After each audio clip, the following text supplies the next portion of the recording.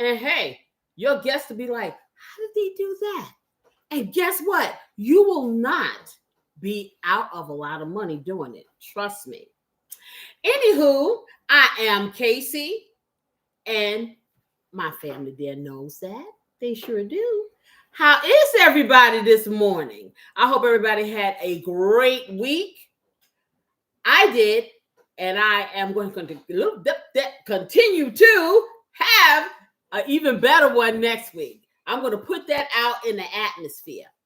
If you guys haven't noticed, we have done some growing here on my network, and we have elevated ourselves from the Home Cooks TV to Flavor House Network. So y'all go on over to my channel, to my network, and check it out. Check out the brilliant colors. Check out the beauty. Check out all of these things. We are under construction. We are building. We're going to have even more shows than the 3 that we already have. That is me.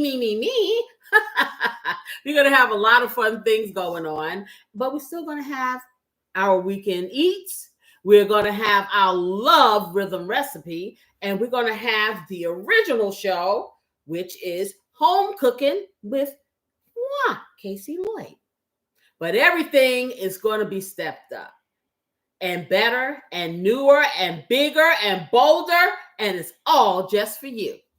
So, hey there, Teresa. Yes, I hope I have a lot of commercials. Let me tell y'all something. Commercials are good. You know why? Because that's how I get some money so I can stay here permanently. So the more the merrier. But I'm going to tell you like this. Hey, they give you the option, I think, after 1 or 2, you can skip it if you want. Hey, but I watched it. It wasn't that egregious. No more than any other of these things. Everything has it now, even your local cable network. Yeah, go figure. And you're paying for that. So, hey, got to make the money somehow. Y'all can handle it. It'll come back right to where I left off in all my crazy. In any case, we're going to be, like I said, taking that box macaroni, and I'm not even talking about name brand. I'm talking about the box macaroni that you can get from the dollar store. It doesn't even have a name. It just, it reminds me of Everybody Hates Chris. It just says mac and cheese. That's about it. Okay. And we're going to take that mac and cheese box, and we are going to make something really fabulous. I promise you. And it's going to be pretty much with things that you already have in the fridge. You know, some things that you may want to purchase to step it up even more, but it's not going to cost you a lot of money. I purposely bought everything I could find, either store brand or on sale, because, hey, things is tight. You know, we may be coming into a recession and we got to prepare, but that doesn't mean that we have to suffer through it. You know what I'm saying? So that's a good thing. Also, I will tell you this. I am giving full disclosure. I'm back with my instant coffee boo. Yes, I am. Folgers is back again, y'all. Look at that. There you go. I'm going to drink this. You know, y'all know I had to come back. I had to come back to life. You know, it was fun. It was a nice, fun rendezvous with espresso for a couple of weeks. And I will return from time to time, you know, dibble and dabble. But I promise Folgers that I will try my best to be faithful again. And so I'm going to drink that. Yes. What you say? You drinking your coffee as well, Teresa? That's right. What are you creating? What dish are you creating? Let me know. Teresa says she's creating a dish. So I decided, because I mean, the espresso is really good and it really gives you that jolt, you know. So whenever I really need that high test jolt, oh yes, it will be the espresso. It sure will, because it's very convenient and it's very smooth. Believe it or not, you know, even though they say espresso is really strong, I'm not getting that vibe. I'm not feeling that. It's like it's very smooth to me. But anywho, what I'm going to do now, I am going to Oh, what did you say, Teresa? You did broccoli corn. Oh, you did some broccoli cornbread again. Okay, and you're doing broccoli casserole. Oh, with chicken in it. That sounds really yummy. You should send me a picture. You know, I may have to duplicate your recipe. Anyhow, I'm going to get over here, and what I'm going to do is I'm going to show you these ingredients, and I'm going to get this macaroni on so we can get this party started, because this is going to be so fun. This is one of our creator days. You can do whatever you like. That's for sure. I'm going to do what I like. So let me get on over here and see what I got out and what I need to get out. All right. So, okay. So, let me move the paper towels out of the way. And we'll begin, of course, with, like I told you, the mac and cheese. The mac and cheese that has it does have a store brand name, but this was really inexpensive. I think I paid like $1.19. No, I didn't. I take that back. I think I paid 99 cents for each one of these. Now, and the reason why I remember is because when I looked at the name brand one, it was $2.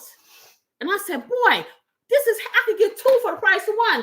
Two for the price of one. So that was great.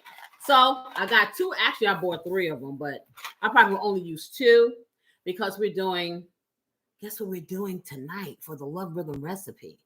I am making some Puerto Rican arroz con pollo. Yes, I am. Casey style. Yeah. Yes, I am. So, I can't overdo it, because trying to do the right thing. But I will use 2 boxes. So, we have that. I have, and this is a mainstay in my house, this Velveeta cheese sauce, because my youngest son is a mac and cheese fanatic, but I have to step it up. I'm not going to be baking mac and cheese every day. So this child will literally eat it every day. So in order to step up the stovetop one that we make, I have these cheese packets that come in Velveeta.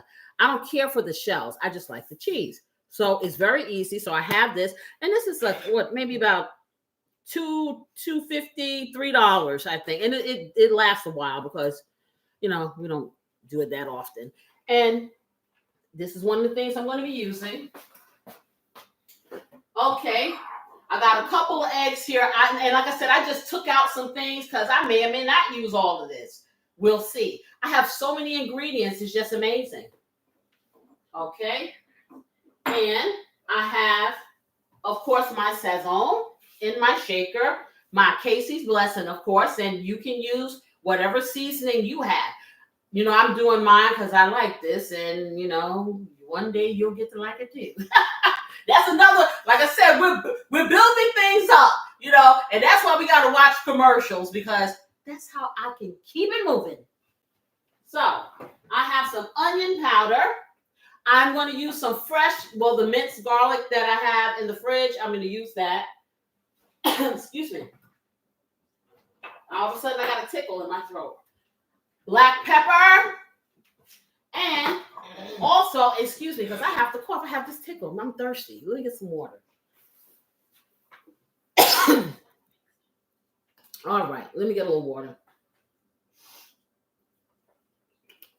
I don't know. Have you ever just get this tickle in your throat?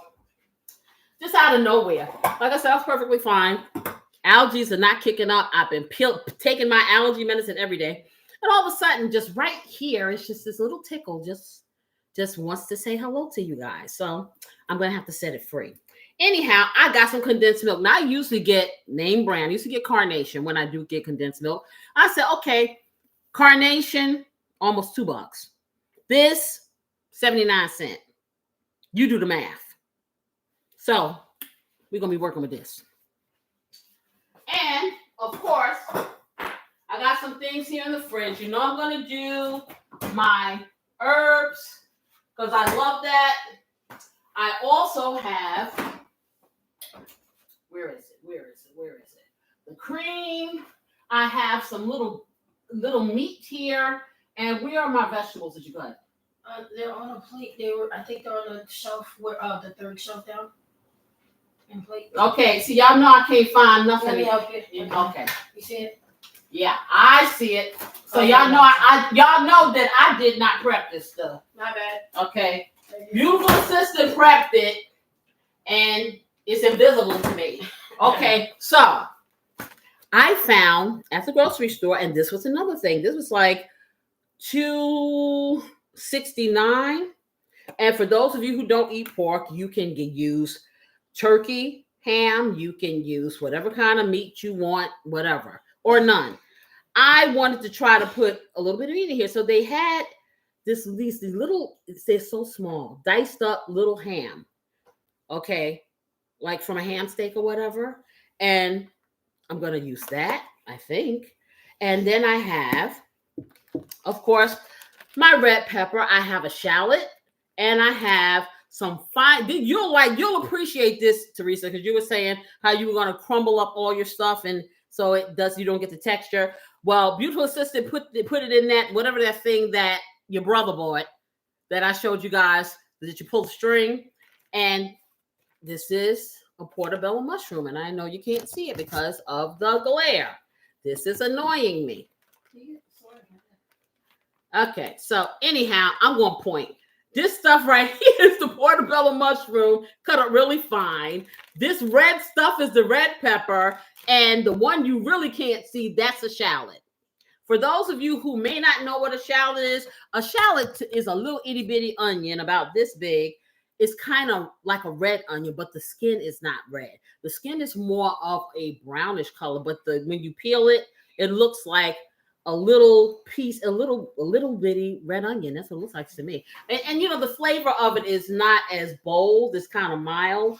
So, you know, sometimes I'll just get it, you know, because I don't want to have a whole big onion and cut it. And then I have my heavy whipping cream, which is a mainstay in this house because I use it for my coffee and I use it as a thickening agent. Because this mac and cheese, I don't do roux. That is the bane of my existence as far as mac and cheese. I don't believe you need to have a roux. If you have enough cheese, you will be creamy and delicious, and you don't have to put flour in it to thicken it. That's just me. All right, so I have these ingredients here. I didn't take the garlic out, so let me get the garlic. Okay, got it. So I think that's about enough stuff. Who knows? I may put whatever I fancy. Now, let me tell you, I have so many different cheeses in here. I have been collecting cheeses. Why? I don't know. I know why. Because every time I see one on sale and I forget I got some in the refrigerator, then there's more cheese. So I got all kinds. And I'm going to use each and every one of them. Because why? Our mac and cheese is going from box to bougie. And you can't be bougie unless you just have the finer things. You just can't. But we're going to do bougie on the budget. How about that? All right. So let me get this over here. And what I'm going to do is I'm going to put this macaroni on. So I'm going to take my stock pot because I'm doing 2 of them. And I probably won't even fill this up. But I'm going to fill this almost to the top with some cold water. And then I'm going to put it on my stove and let it come to a rapid boil. And then I'm going to put my my macaroni and cheese. Just the macaroni, not the cheese. Okay? So let's get that in. Cold water.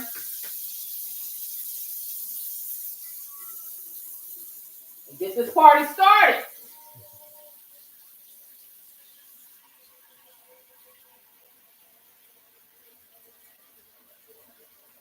Any day now. Okay, we're almost there, y'all.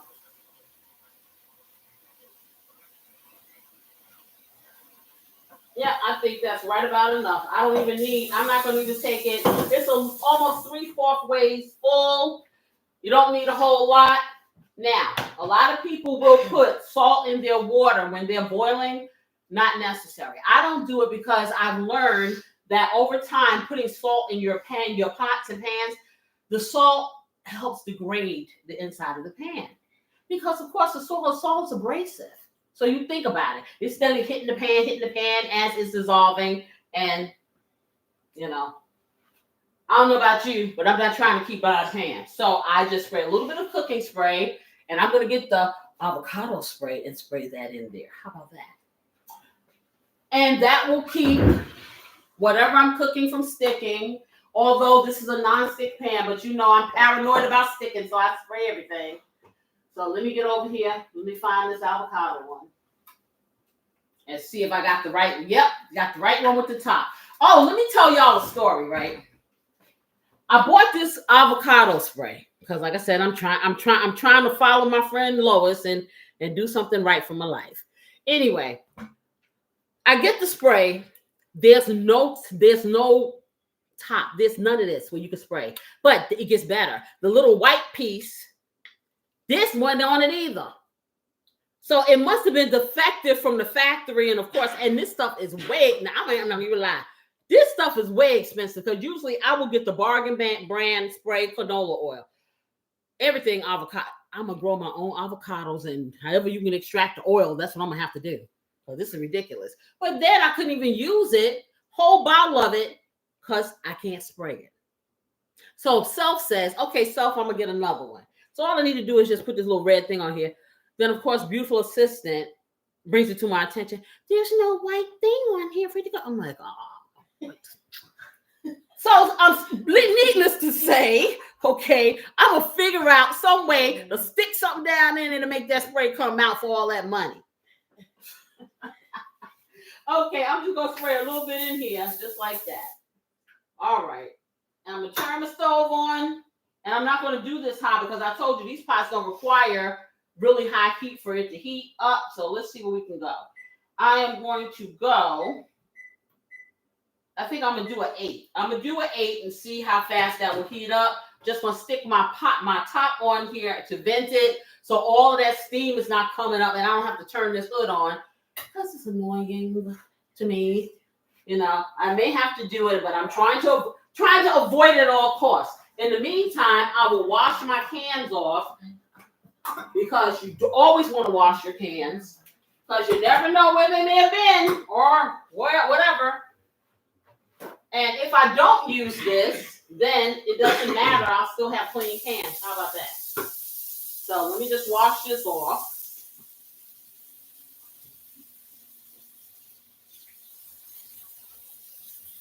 Yeah, get that nice and clean. Like that. Okay, let's do the other one.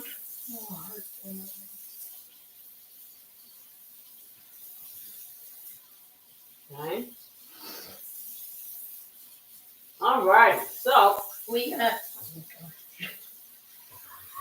I can't understand what you said. No, I was trying to tell you there's a comment.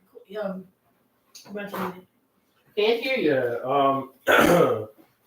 Teresa was saying, I'm not buying them high-priced things. I use my margarine and put a little oil with it, and it works just fine. Yeah, that too. Exactly. Like I said, since I get things, we know all about improvisation.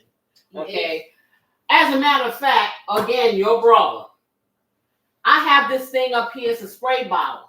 I can put some regular cooking oil in here and make my own spray, and it won't have the propellants. However, if it's cheap on sale, then I will get it. I am not in the business of buying things full price if I don't have to, which is why I use Instacart. Well, I started using Instacart during the pandemic. I had never done anything like that before. Jerome showed up. He said, "Good morning." Good morning, Jerome. How are you? How's every little thing, big and small? How about that? Okay. Anywho, so during the pandemic, I started using Instacart. And I'm going to tell you, but as busy as my life is, and especially now that I have 55,234 jobs, it has become another one of my friends. Jerome said he's lacking coffee this morning. Oh, you better do that thing. You know you got to fill the engine. Come on, get with the program. So I got my normal herbs here. You can use dried, you can use none. It's all about you. It's all about what you feeling. Okay, I'm feeling these things right about now, and I say people look at box mac and cheese, and some people just make it. Like I said, I have had people make it, and it's been straight out the box with the little powdered something or another or whatever. And I'm gonna tell you, it wasn't all that. I've learned how not to waste any of it. Okay, I'm gonna show you what you can do with that powder and still use it, and it's gonna be tasting really good. So let me get me. I don't know. I'm so thirsty. I'm really dry. So I'm drinking my coffee first, so that's why. Okay, so a little taste of that. But anyway, we put that over here. And what I'm also going to do, because I told you guys, when I do the Saison, because it comes in packets. Volvo to Love popped in. Hello, Volvo to Love. How are you? I hope you had a good week. I am going to take these packets because, see, they, like I said, they don't sell this in the shakers. And I'm telling you, I cannot do the sprinkle thing. And I get the one with no salt, so I've seen it. The regular one, that has the salt included. I think I've seen it. Hello, Miss Huckabee. How are you? Everybody, Huckabee's in the house. The whole gang's here. Yes. So I'm going to take 2 packets of this because I need to refill my Saison salt shaker. Okay. Because I have to have even distribution. That's just the way the party is. Okay. So let me get that in here while I'm waiting, because I think I'm going to turn that pot up. It's just going way slower than I wanted to. Okay, so let me see. I guess I should have probably ripped them apart so they so I don't make a big mess. How about that? Okay, so get one in here. So anyway, while I'm sitting here, I don't know if you guys, like I said, some of you guys just came in.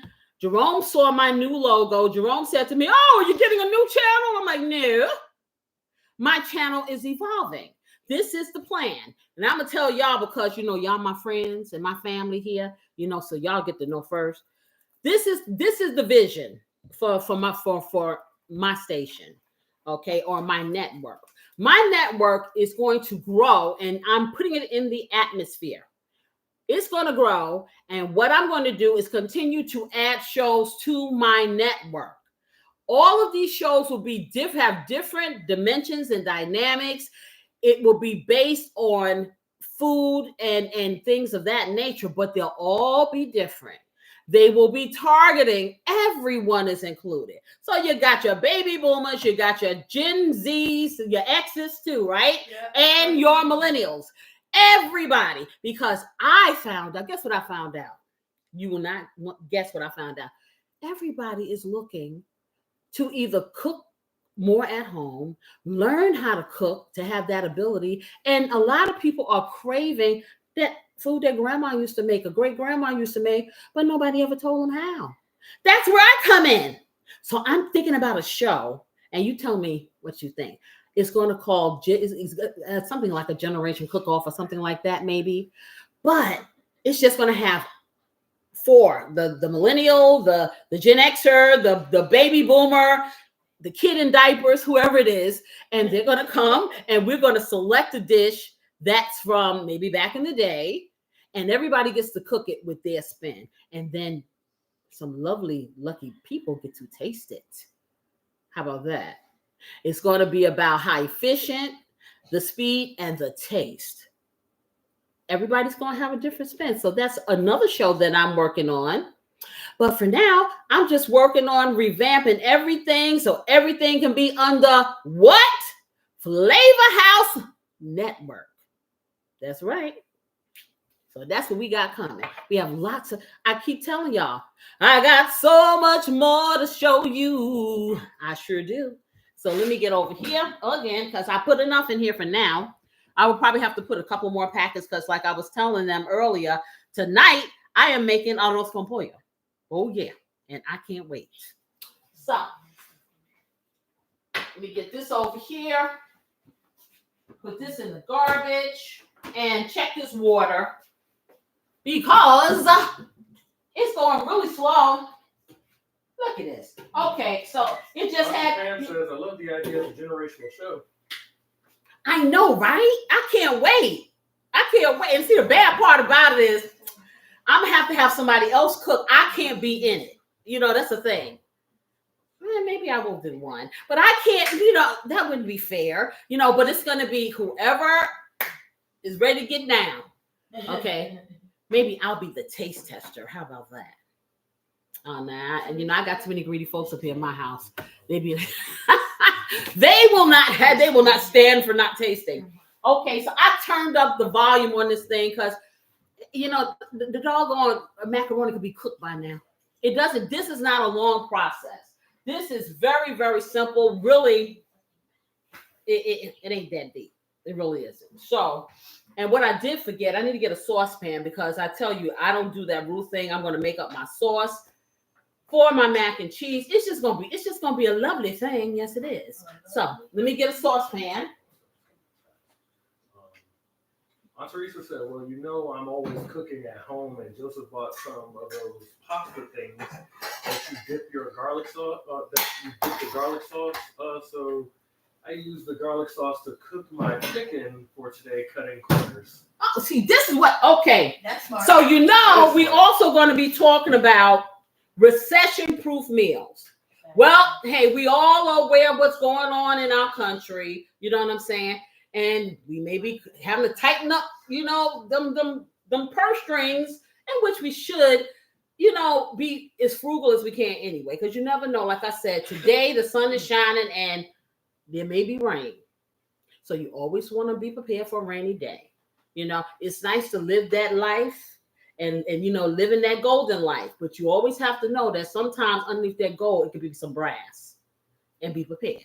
So what you're doing, sis, is good. Also, Jerome says, I'm using great value pepper macaroni and cheese, elbow shaped macaroni pack with cheese sauce. Okay, I'm taking it down so y'all can, as soon as I put it up, it start roaring. Okay, keep going. He's using what else? With a cheese sauce with pork chops and what was it? A dinner only thing? Was it? I only will be missing the seasoning called blessing something. Yo, let me tell you something messed up. I spoke to a lawyer last week, right? And when she got finished telling me all the things I had to license and everything separate, all these ideas that are coming out my head. Okay, well you gotta license this and you gotta honey. I said, okay, we got to consolidate because sis ain't got that kind of dough. Okay, maybe when, and I'm gonna say when, not if. When I get to that point. Yeah, no, but like I said, that's another reason for the name change of the network, because then a lot of the things like my Casey's Blessing will be able to be underneath that, all the legal stuff. It's a lot. This looks like it's nothing, but boy, is it a lot. Trust me, it's a lot. The 3 brain cells are just, talking about a weary. I had to bring them together for this thing. They usually work separate. So they had to be a team. It's a lot. So let me get this mac and cheese in here. So, I cook for the masses. However, the average person will use a box. I'm using 2. And I'm going to get it and open it up. And I'm going to take my little packet out. Now, I'm going to be totally honest. When I make my regular mac and cheese, I prefer these kind of noodles. I don't know. It's just me. I just like it. I like these instead of the bold mac and cheese noodles. These little straight noodles. I like them. So a lot of times I will use the noodles and then I used to toss the pack in the garbage. Such a waste. Honey, when I figured out how to actually make this powdery stuff creamy, it was all like popcorn. So I'm going to show you that. So let me get this in here. And you just pour it in. And I'm going to do the second one like that too. Pam left a message. She said you can represent the baby boomers. Oh no, I don't know who told you that. I don't know who told you that. I'm 26. Okay, what are 26ers? What am I? What is a 26 in reverse. No, I am a 20. Hey, I'm tell you like that. Prove it. Okay, prove it. All right, I got 2 boxes in here, y'all. Let me toss this. See, this is why sometimes parents should have only children. I'm just saying. You know, that's all. That's all. It's everything. So now I'm gonna stir. I'm gonna stir this in here so that it's not clumped up, and we're gonna let this cook. I don't want it to be overcooked, so it'll be a little al dente when I finish with this, and then probably about 10 minutes, about 10, 12 minutes, something like that. And a little squeeze test to see. And of course, yeah, I will test it to see because it's going to be well done when we finish, but I don't want it to be mushy, okay? Because you know I'm gonna do some other stuff with this. Okay, so I didn't expect anything less. And Teresa said, I just take the chicken cooked in the garlic butter flavor sauce. Mm-hmm. Girl, it is so savory. That sounds just like my niece just said. Can't wait till it's done. Hey, yo. Oh, you are such a tease. Okay, I don't want to hear about what tastes good, and I'm way over here and you way down there. Okay, how about that? That is my turn to tempt you. Okay, where's the FedEx? Turn to tempt you. Where's the FedEx? Okay, you always telling me to pack it up and send it. Where that? Where that? Okay. Where I challenge y'all to make a meal, and I will show me eating it here. They will get the mukbang of life. Yeah. How about that? Me too. Okay, let me get this topic on here. Oh my goodness. All right, so let me get this top on here, and it's gonna do its thing. So I'm gonna get, and matter of fact, I'm gonna switch eyes so I can be closer on this side. This can do its thing, and I can start making up my sauce, okay? So, let me get this over here really quickly, turn it back on fast before it decides to stop doing what it needs to. Come on, there you go. Come on, back to life. Okay, get it over here. Get that over here. And so I'm going to show you this thing. So if you just want to use the mac and cheese, this, say maybe you got, and I'm going to tell you like this. We're going to get real basic. You have some regular cheese slices.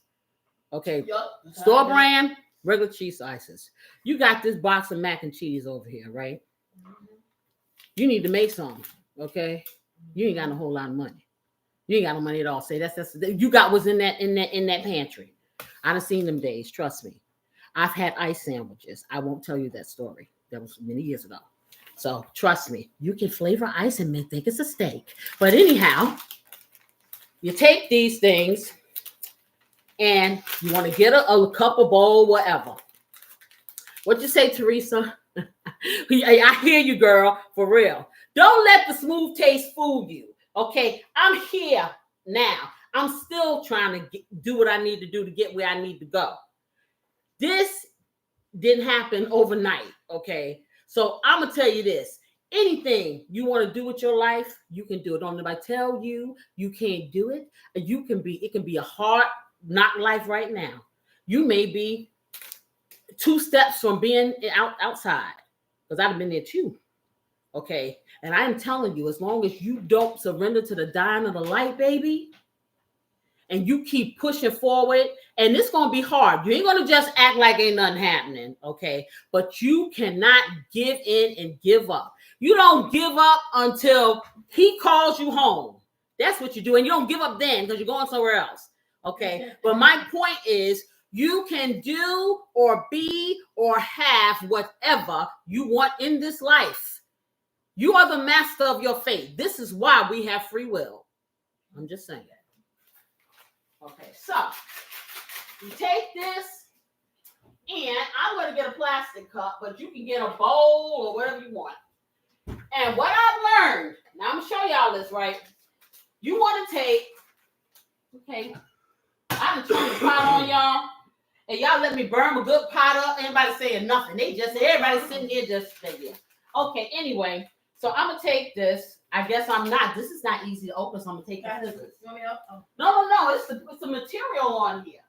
You would think that it was bargain brand right, it would be easier to open. Nope. Okay, I guess it said nope. It's So I'm bargain gonna cut because the top of this off.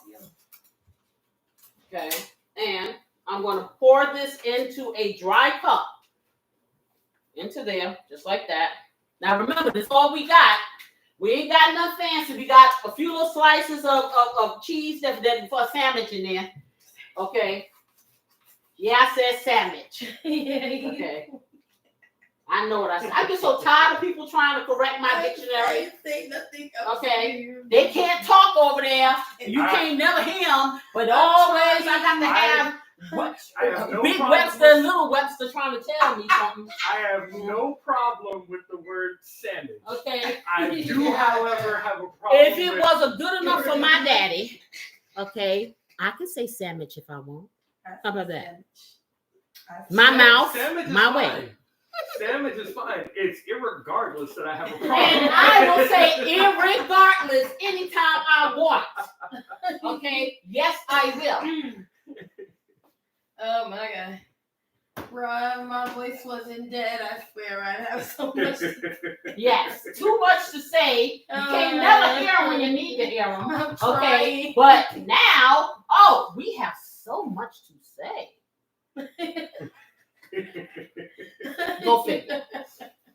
Okay, so let me get a little fork because you need a fork. You need a fork. I'm gonna get a plastic one. Get a fork. And you see this is dry. Now you do one or two things. Since I got this pot over here with this hot water, I'm gonna take a few teaspoonfuls of that and pour it in there because you want this stuff to start to melt as you're stirring. Or you can get some hot tap water, or you use part tap water and then you put some cream in here. But we're gonna do the down to the basics. I got my water running. I'm able to heat up some hot water, so that's what we're gonna do with this, and I'm gonna show you. Okay, come on. So let me get this. Because believe it or not, I'm sitting here fussing about this pot. Well, I hope you know these noodles are almost ready. Man, that pot can conduct some. Yep, it's almost ready. So let me hurry up before they get mushy, and I don't want that. So I'm going to get a tablespoon, and I'm going to get a little bit of this hot water out of here, and we're going to see what happens. Okay? Because I never used it this hot before. I'm going to put 1, 2. Oh, I got a plastic cup. It may melt, y'all. 3. I'm going to do 4 of these, of this water. And then I'm going to start to stir. I'm going to stir real fast because I forgot this cup is not heat resistant. It may melt in my hand. So melt in my hand, don't laugh at me. Okay, but normally I wouldn't use that water, but hey, it's available. Why not? Water ain't free. You gotta pay for it. You know, and I would see, yeah. But that boiling water, so you see something that won't melt. Okay. But now I'm gonna show you exactly what happened to this when I put those 3 or 4 tablespoons of heated water here. Let me put you back on here. Top. What I do with you? Okay, put that back on here. Now, y'all remember what it looked like, and I could still put a little bit of milk in there or something if I wanted to. Y'all remember how dry this was? You remember? Okay, I'm stirring this. Now, look at this. Do you see this? You see yes. All right, yeah. Does using hot water make it melt? Using hot water helps it melt and it doesn't clump. You know those little specks that it gets on the mac and cheese. Yeah. So using the hot water. Now what I have made, do you see how creamy that is? Can you see how creamy this is? Yeah. Okay. So now I got a couple of things I can do at this point. I can use this as the base for my cheese sauce, for my mac and cheese. I ain't got no whole lot, but I got a whole lot of that, and I'm going to get deep with you. Okay, you know, sometimes the church hands out cheese, big blocks of cheese, okay, in the neighborhood or whatever, okay? At least they did when I lived in New York back in the day. And you have this cheese, you don't know what to do with this cheese. It's a lot of cheese, okay? And they will give it to anyone who comes up to the church. You take that cheese or them little slices you got in there. Remember, that's all you got. Now you have a thick cream base. to start your cream sauce for some good mac and cheese because you ain't got a lot. Okay, so we're going to take this and we're going to start this. But first, I'm going to check this mac and cheese and probably take it out and drain it, let it cool down and stop the cooking process. Okay? But did everybody see what I did? You see, this went from powder to creaminess paste. If I didn't see it, If you feel me, if you understand what I'm saying, if you saw this, give me some love. Let me know. if I didn't see you doing myself, I would have thought you took one of them Velveeta packets and put it in. Okay. Yep. Nope. Didn't do that. Sure didn't. So I'm gonna get my colander. I'm gonna need a bigger one. I get the bigger one. No, I get this one. I'm gonna get my colander. I'm gonna put it in here. I'm gonna get this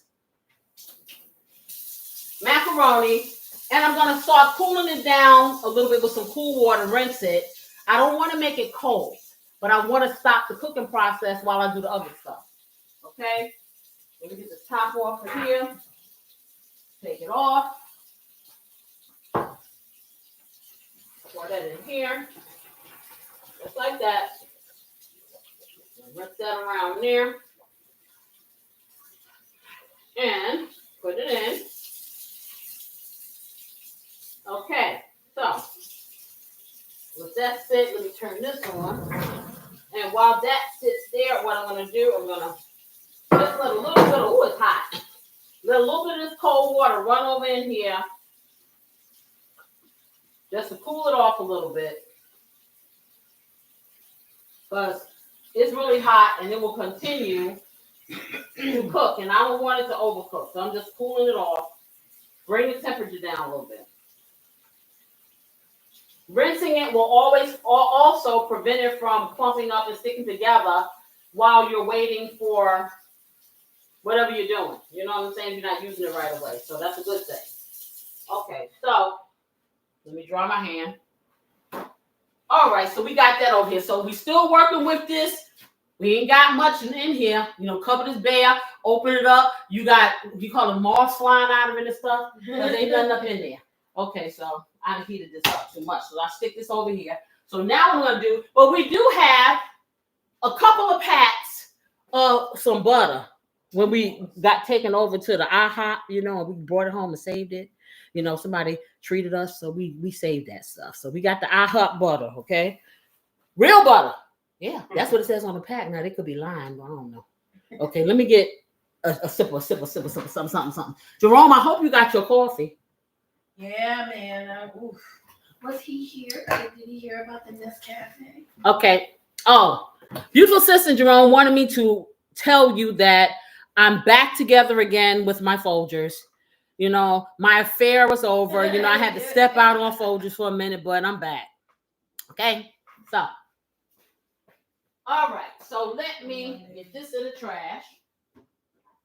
And we're gonna go on over here. We're gonna get those couple of packs of butter from the IHOP.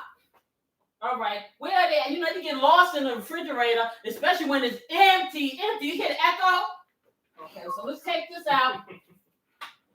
We're gonna get them. We're gonna get that little pat of butter. Okay. Pretend these are packs of butter. The pat of butter. Okay, pretend these are packs of butter. And matter of fact, you know how you go over there, how they always show on television, somebody knocking at the door. Oh, you have a couple of eggs? You have a cup of sugar? Yeah. Man, let me tell you something. Back in the day, they be done made a whole meal with "Do you have?"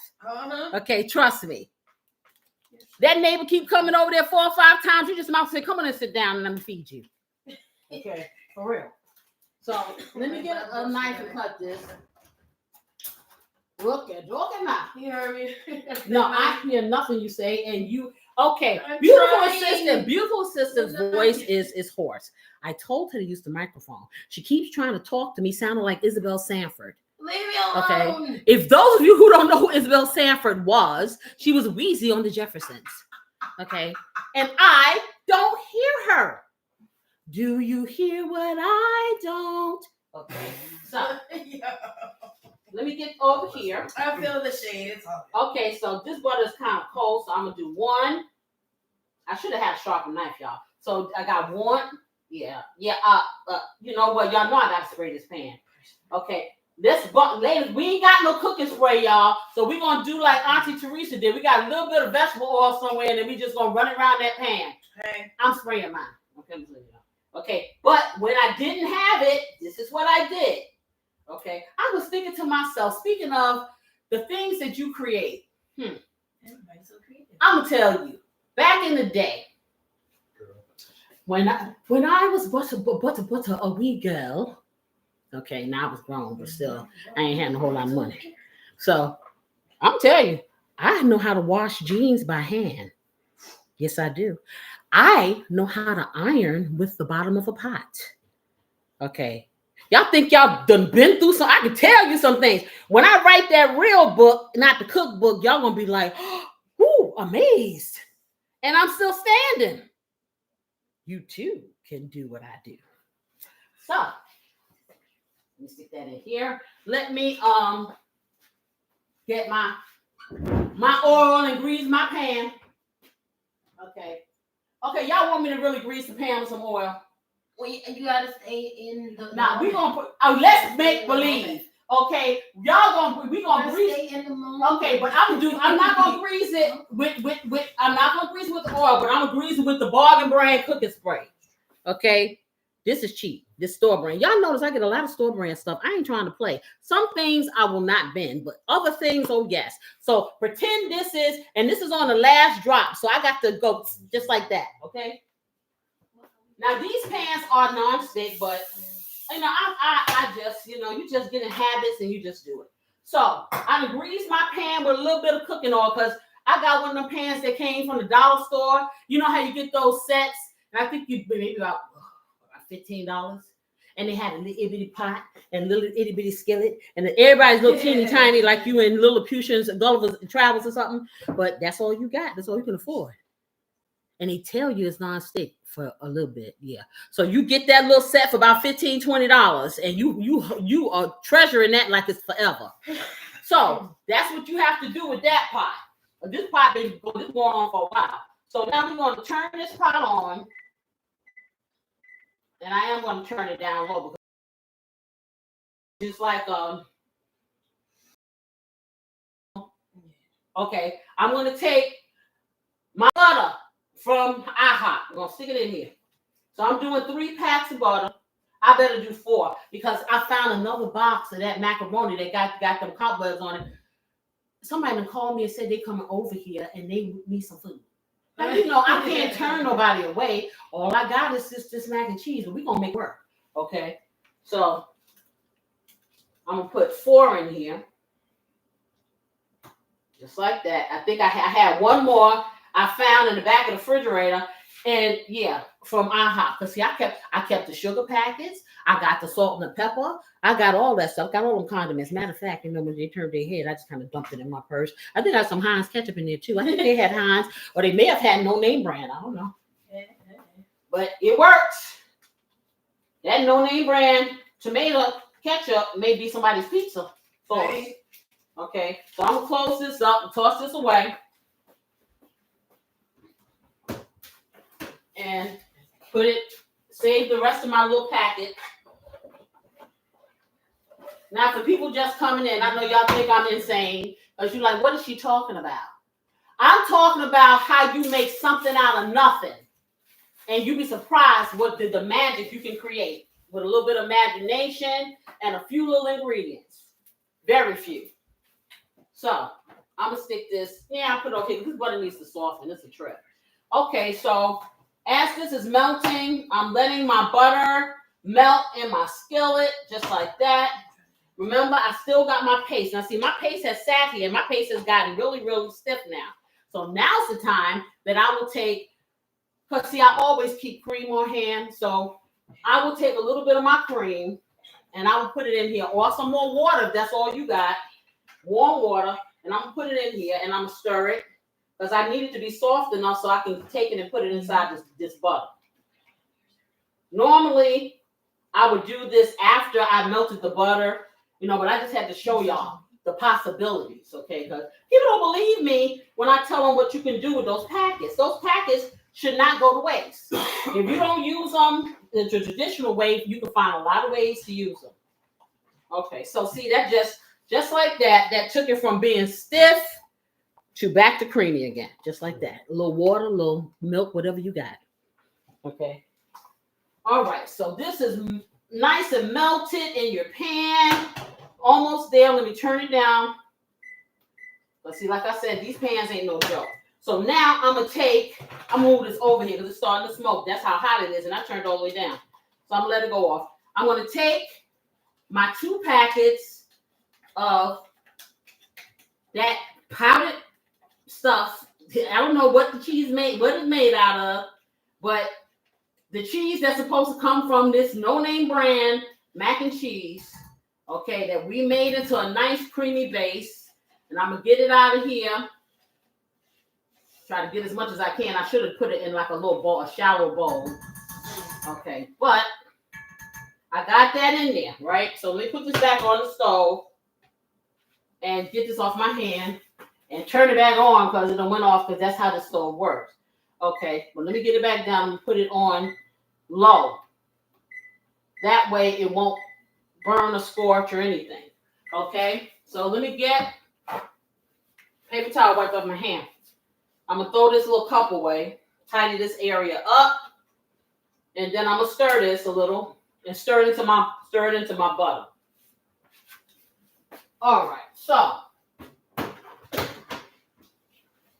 I'm gonna show you the base. Okay, this is how the base is gonna be. Now you know this is nothing but that powdered cheese and some nice butter from the IHOP.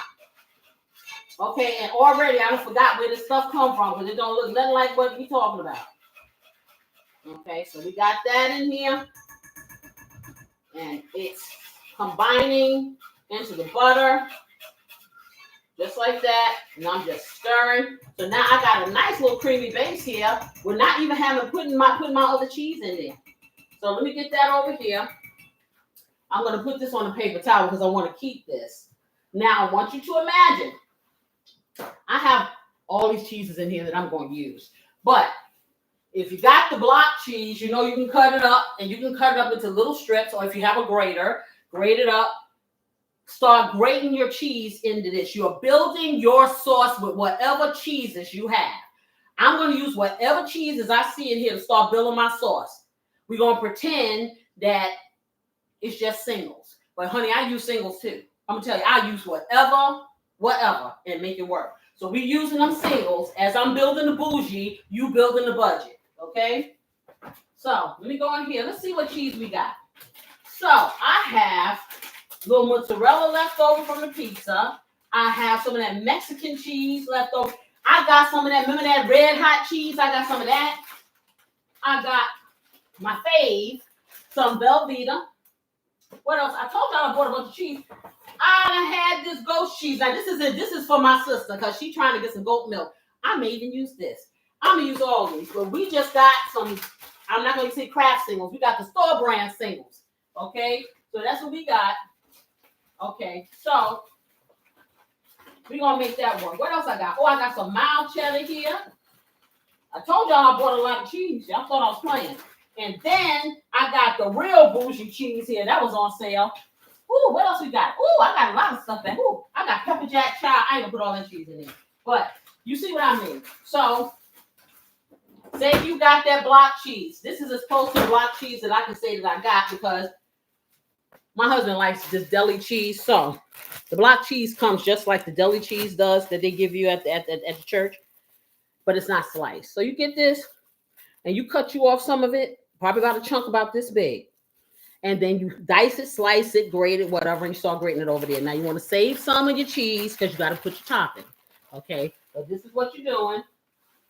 Remember, I'm doing bougie, y'all doing budget, because I'm going to prove my point about this mac and cheese. So I have all of these cheeses here, and I'm going to start with, and I forgot. See, I have this base right here. This base that you just made can take the place of this to give you creaminess. I'm going to add one of these to that, which will save me some money because I don't have to use two. Okay? So I'm going to put this in here like that.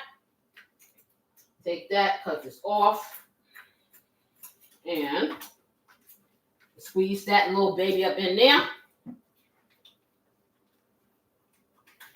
Get that in there. Make sure I get everything out of there.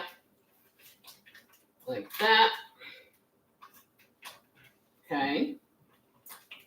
Squeeze it on up. All right, so I got all of that out of there. Let me get rid of this. All this stuff needs to be opened, you know, so it's like a hot mess here. So let me move this stuff from over here. All this stuff needs to be open. The next thing I'm going to do is I'm going to start stirring that in. And let that start to get incorporated with my butter, my powdered creamy base that I made. And it's just as nice in here. It's not clumping. It's not doing anything. So I'm going to tell you like this. If you don't have nothing else but this cheese, you make this paste and you get your butter or your margarine and you mix it in there. It's going to stay soft. It will coat every single piece of that macaroni. You can season it up and do some things. You can make just the basic. You can make some baked macaroni if you have some shredded cheese. You can do the stovetop one and it'll still taste better. If you have some leftover meat, stick it in there. Make a casserole. The possibilities are endless. So I'm going to take the first cheese. I'm going to take, besides the cheese sauce, if I can get this thing open, is my mild cheddar cheese, okay? And like I said, store brand, because I got the, and this is already shredded. I was going to get the block cheese, right? Because I was told the block cheese is cheaper. Them is lies. They're the same exact price, okay? I've heard people say, oh, they got some kind of coating on this to keep it from sticking together. It doesn't melt well. That has not been my experience. If it's been yours, I don't know. I'm going to go for this because guess what? Like my millennial friends and my Gen Z friends, I'm trying not to have to be here all forever when I do this. Okay. So I'm going to take a cup of this mild cheddar cheese and I'm going to incorporate it in my cheese sauce. Now, you know, this is still on the heat. So I'm making it really low. I'm going to take, because I had this red hot stuff in here, the buffalo cheese that I had from a few weeks ago, that was frozen. I'm going to take a quarter cup of this and put it in there too. You're like, what are you doing? I'm making bougie mac and cheese. So I'm going to put a half a cup. How about that? Okay. If you don't like heat, leave it out. Okay. Then I'm going to take my mozzarella cheese and I'm going to put a little bit of that in there. That's not how you make my grandma's mac and cheese. We ain't making your grandma mac and cheese. We making KC's souped up, making this box cheese taste bougie stuff. Okay? Mind you, you still got you may have found some other kind. Hey, if you found some cheese whiz in there, whatever you got, stick that in there too. Okay? Mind you, that's the official name, what she just said. So let me put this, I'm putting half a cup of mozzarella in here and maybe a little bit more. Okay, so I got that. Then I'm going to take my quesadilla cheese. I just love this stuff, man. If they stop selling this, I'm gonna be so sad because I just love how it melts in the pull. So I'm going to take a half a cup of quesadilla cheese. This is why I don't use a roux, okay? Because by the time I finish putting all these cheeses in here, if it ain't thick, it ain't gonna get thick. Oh, yes. Teresa said, "Do you have Havarti cheese?" No. Do I have who? Havarti. What is that? What type of cheese? Who? Some type of cheese. I know it's some type of cheese. I've never had that kind of cheese, Teresa. What does it taste like? Is it like what does it taste like? Is it sharp? Is it mild? Creamy? Or what? Deborah also said that's gonna be a great cheese sauce. Sorry, guys, my voice is messed up. Okay, that's why we need a mic, girl. Okay, she made me lose my place, y'all. So I was at the Mexican cheese, right? I put the mozzarella. I did not put, I'm putting in my fave. I don't make mac and cheese, my regular mac and cheese without Velveeta. It just steps into it. I'm sorry. I'm not a fan of mac and cheese that is crisp. It doesn't have any kind of moisture. It's very dry and you can cut it and it's like a clump. And then the cheese in it is just like little clumps in between the white macaroni that has not been covered or coated and it's naked. And then the top part is so crispy, so you don't even know it's cheese anymore. That's not mac and cheese. I don't care who tell you that lie. And then they don't put nothing in there but sharp cheese. You gotta have a balance. That's my opinion. Everybody who tastes my regular grandma mac and cheese, hey, chef's kiss. So I'm just telling you, my mother didn't use all this stuff. I will tell you what she used. She used grated mild. She did use mild cheddar, and she used a mixture of mild cheddar and sharp. Okay, and she made a roux. I wasn't a big fan of mac and cheese back in them days, so I did it myself. I'm just saying. I ain't saying that it was bad, but it just wasn't for me. So I'm gonna take a cup of the Velveeta because I like Velveeta, and I'm putting it. Now, mind you, this is just on a simmer. It's just slowly just melting. Okay. So now I've got all these lovely, delectable cheeses in here. We still got our church cheese in here. Okay, y'all. So what we're going to do now, even though we don't have a whole lot of money, we do tend to keep some seasoning here. So you may not have all these fancy seasonings that, you see on the shelf, but you always have your mainstays. For those of us who use salt and pepper. For those of us who use seasoning salt, most people have some kind of seasoning salt in their house. I always had Lowry's. Okay. These days, people have all kinds of seasoning salt. But if you're on a dime, you ain't got no money, you can go into the dollar store, and for 50 cents or $1, you can get a couple of seasonings, and it don't matter whose name is on it, it's seasoning. Trust me. I'm going to tell you like this. When you make seasoning, or those seasonings that you see with the names on the stuff, honey, they're coming from the same seasoning plant that the one with the no-name brand does. It ain't nothing special about them seasonings. It's the way they put them together, the recipes and things like that. So don't get it twisted. You can get a whole bunch of seasonings from all these or the dollar store. Okay, so don't sleep on it.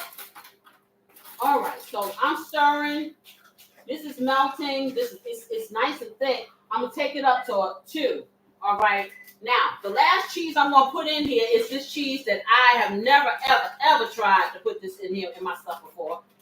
But my mind says self. This is on sale. When I'm thinking bougie, I'm thinking all these different things, right? So let me cut this open because, of course, it won't open up for me. And then, and this is a store brand. So this is probably more expensive if you buy a name brand. Not necessary because it comes from the same cow. Okay, the cows weren't born with Borton on it. Okay, with a brand. They may have branded them, but when they came out, they all was the same cow. So this is some kind of Swiss and Gruyere cheese blend. Okay, so supposedly it's a sweet and tangy blend. We're gonna see, honey. Let me tell you something. They're gonna tell me if they like it or not. Okay, I know y'all think everything I make they like, but there's some things that they may not like. See, if I could put the kids on here, y'all will see the real deal. Oh Lord, child. So I'm gonna put a half a cup of this in this too. All right, so as I did that, so now I have nothing but cheese. It's all about the cheese, y'all. All about the cheese. So let me get it over here. Let me try to get a little order in here. Okay, some law and order on this counter here. Ooh, know what I didn't do? Y'all didn't see, I said I was going to do this in honor of my sister because she wants to drink goat milk, and I was told that this goat cheese is better for your gut and all the stuff like that. So it's been sitting there, and I said, I'm putting in my eggs. I'm putting some, we're going to do this, okay? So, church cheese, where's the government cheese? Okay. Honey, we have shredded up, we've grated up half of our chunk of government cheese, and it ain't government, it's just a church cheese. It's just, it's just cheese. That cheese makes some good grilled cheese sandwiches, let me tell you. Oh, she answered the Havarti question. She said it comes in slices and it's white. Oh, it's white now? It used to be, see, the one that I've gotten back in the day, it wasn't sharp. It was like a mild cheddar, and it was yellow. No, not the government cheese. This was back to the Havarti cheese question. Oh, okay. You put Gouda. Okay. I thought she was talking about the government cheese. Deborah said the government cheese. Oh, okay. And Teresa was answering about the Havarti cheese. Oh, okay, I got you. So this is goat cheese. It looks kind of like feta cheese. It doesn't have an odor. So we're gonna put a little bit in there and see what happens. Okay, because why I'm putting this in here? Because I think this is bougie cheese. This is bougie for my life. Okay, so that's bougie. So anything that I think is considered bougie going up in here. If I see a bougie person come through this door, we may have to stick them in there and put their little toe in there and just give a little bit of that seasoning from the bougie. Not the toe, no. Finger maybe. They put their foot in it. A clean finger. Okay, I'm gonna put a little bit more of this goat cheese in here. Okay, let me close this up and throw that away. Okay, so now because my cheese sauce is very, very thick, it's doing its thing. I'm trying to let all this stuff melt just like that. I put no milk or nothing in it. This is all cheese with the exception of a little milk that I put to loosen up that powdered cheese sauce because it has sat there while I was running my mouth. Okay, so now what I'm going to do, we're going to take our seasonings. We got our church cheese in here. We got some slices in here. So we're going to take it and we're going to start seasoning it up with our seasoning salt or whatever we got, salt and pepper. Salt and pepper, you want to go kind of light, because the cheese got salt in it too. Okay, so I'm going to take some Casey's Blessing and I'm going to bless this cheese sauce with that. And then I'm going to take some onion powder, about a teaspoonful of that. And you don't have to use that much because you don't have as many macaroni, noodles as I have. Okay, you do what you feel. And I'm going to take my pepper and I'm going to hit it with some pepper. About a half a teaspoon of pepper. Okay, like that. And then I'm going to take my minced garlic. Okay, now, if you have any of these things like garlic or something like that, a little clove of garlic, they even have this, I think they have this at Aldi's too. I just haven't been to Aldi's in a while, but any kind, just, little things that are cheap, you got an onion, chop that onion up, put it in there if you want to take it to another level. Okay, but we just going to do the regular thing. You good. You don't have to put all that in there. It's up to you. At this point, we're using whatever is around you that you think is going to taste good. So I'm going to do 1, 2. I did 2 drops of this, which is probably a teaspoonful of the minced garlic. And then I'm going to go over here to my herbs. All these herbs, you do not have to have these fresh ones. You get all this stuff dried, like I said, at the dollar store, Dollar General, Dollar Tree, all these, anything like that. And it just says the different spices. And they're not expensive. And they will last you forever. Really, they just because you don't have to put a lot. So I'm putting here for the bougie one, I am going to take some of these Italian herbs. And of course, this one is new. I'm going to do my pinch, y'all. But I keep demonstrating the pinch because I don't know who's watching, who hasn't been here. But pinches between your thumb and your forefinger. Bam, in there. That I'm channeling my inner essence of emerald. Okay. So I'm going to put that in here. And I'm just going to go down the line. I'm going to do some basil. I got some parsley. And I have another basil. It's going to be cilantro. But I guess cilantro gets to get a rest until later. Okay. But cilantro be like, God dog, man, I can't even live in the refrigerator. You use me for everything. You taste good, cilantro. Sure. Okay, so this is the basil. That's a pinch of that. Okay, and then my parsley, because this parsley, believe it or not, it's not just a garnish. It has, I wish you could smell it. It has an aroma that is really, really nice. And it really steps up your food. Okay. And it's really more messages.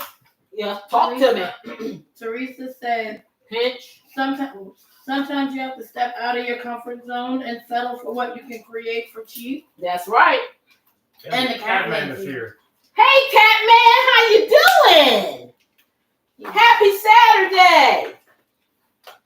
Here, let me stick this in here. Oh, see, this is what happened when you play Jenga and you're not watching. Okay, so now I have a choice, y'all. This is cheap. You can store this for a long time, okay? So you can use this. You can use cream for the bougie one, but you can use this, or you can use just regular milk if you have it. And I'm going to tell you like this.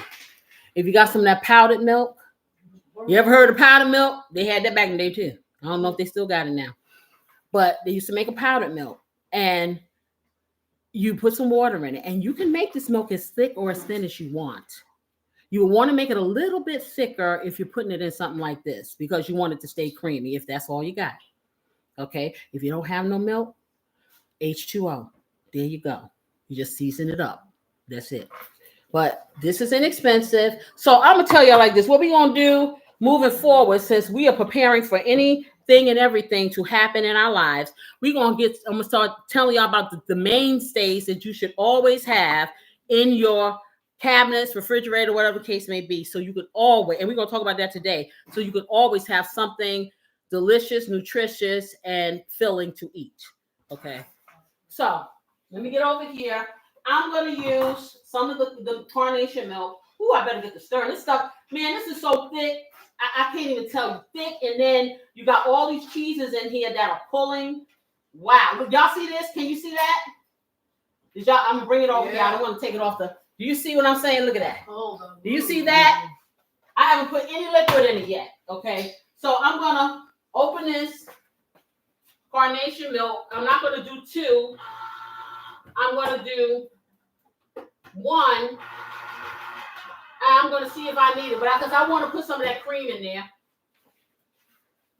But like I said, if you don't have it, substitution is the key. But when we get finished, we're going to make sure that we have certain things in our pantries or in our cabinets or in a bucket, under the bed, whatever. Okay, so I just cut this, and I'm going to find out where I did it. So I'm just trying to stick the little, what the hell? Oh, Lord, you know what? I forgot. This fancy can opener. You know how it usually cuts and you put a little, I got to take the whole top off, y'all. Yeah. It's the one that makes sure that I don't cut myself. I forgot.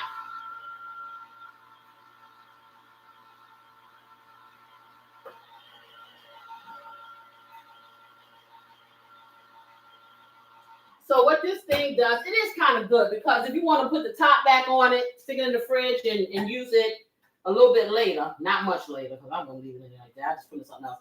It's the whole top comes off, the rim is smooth, and you can put it back on like a cap. So I'm going to take, this is how many ounces? This is 12 fluid ounces. I'm going to put 6 ounces of this inside this cheese sauce. So that means half of it. And I'm going to tell you, I never used a store brand before.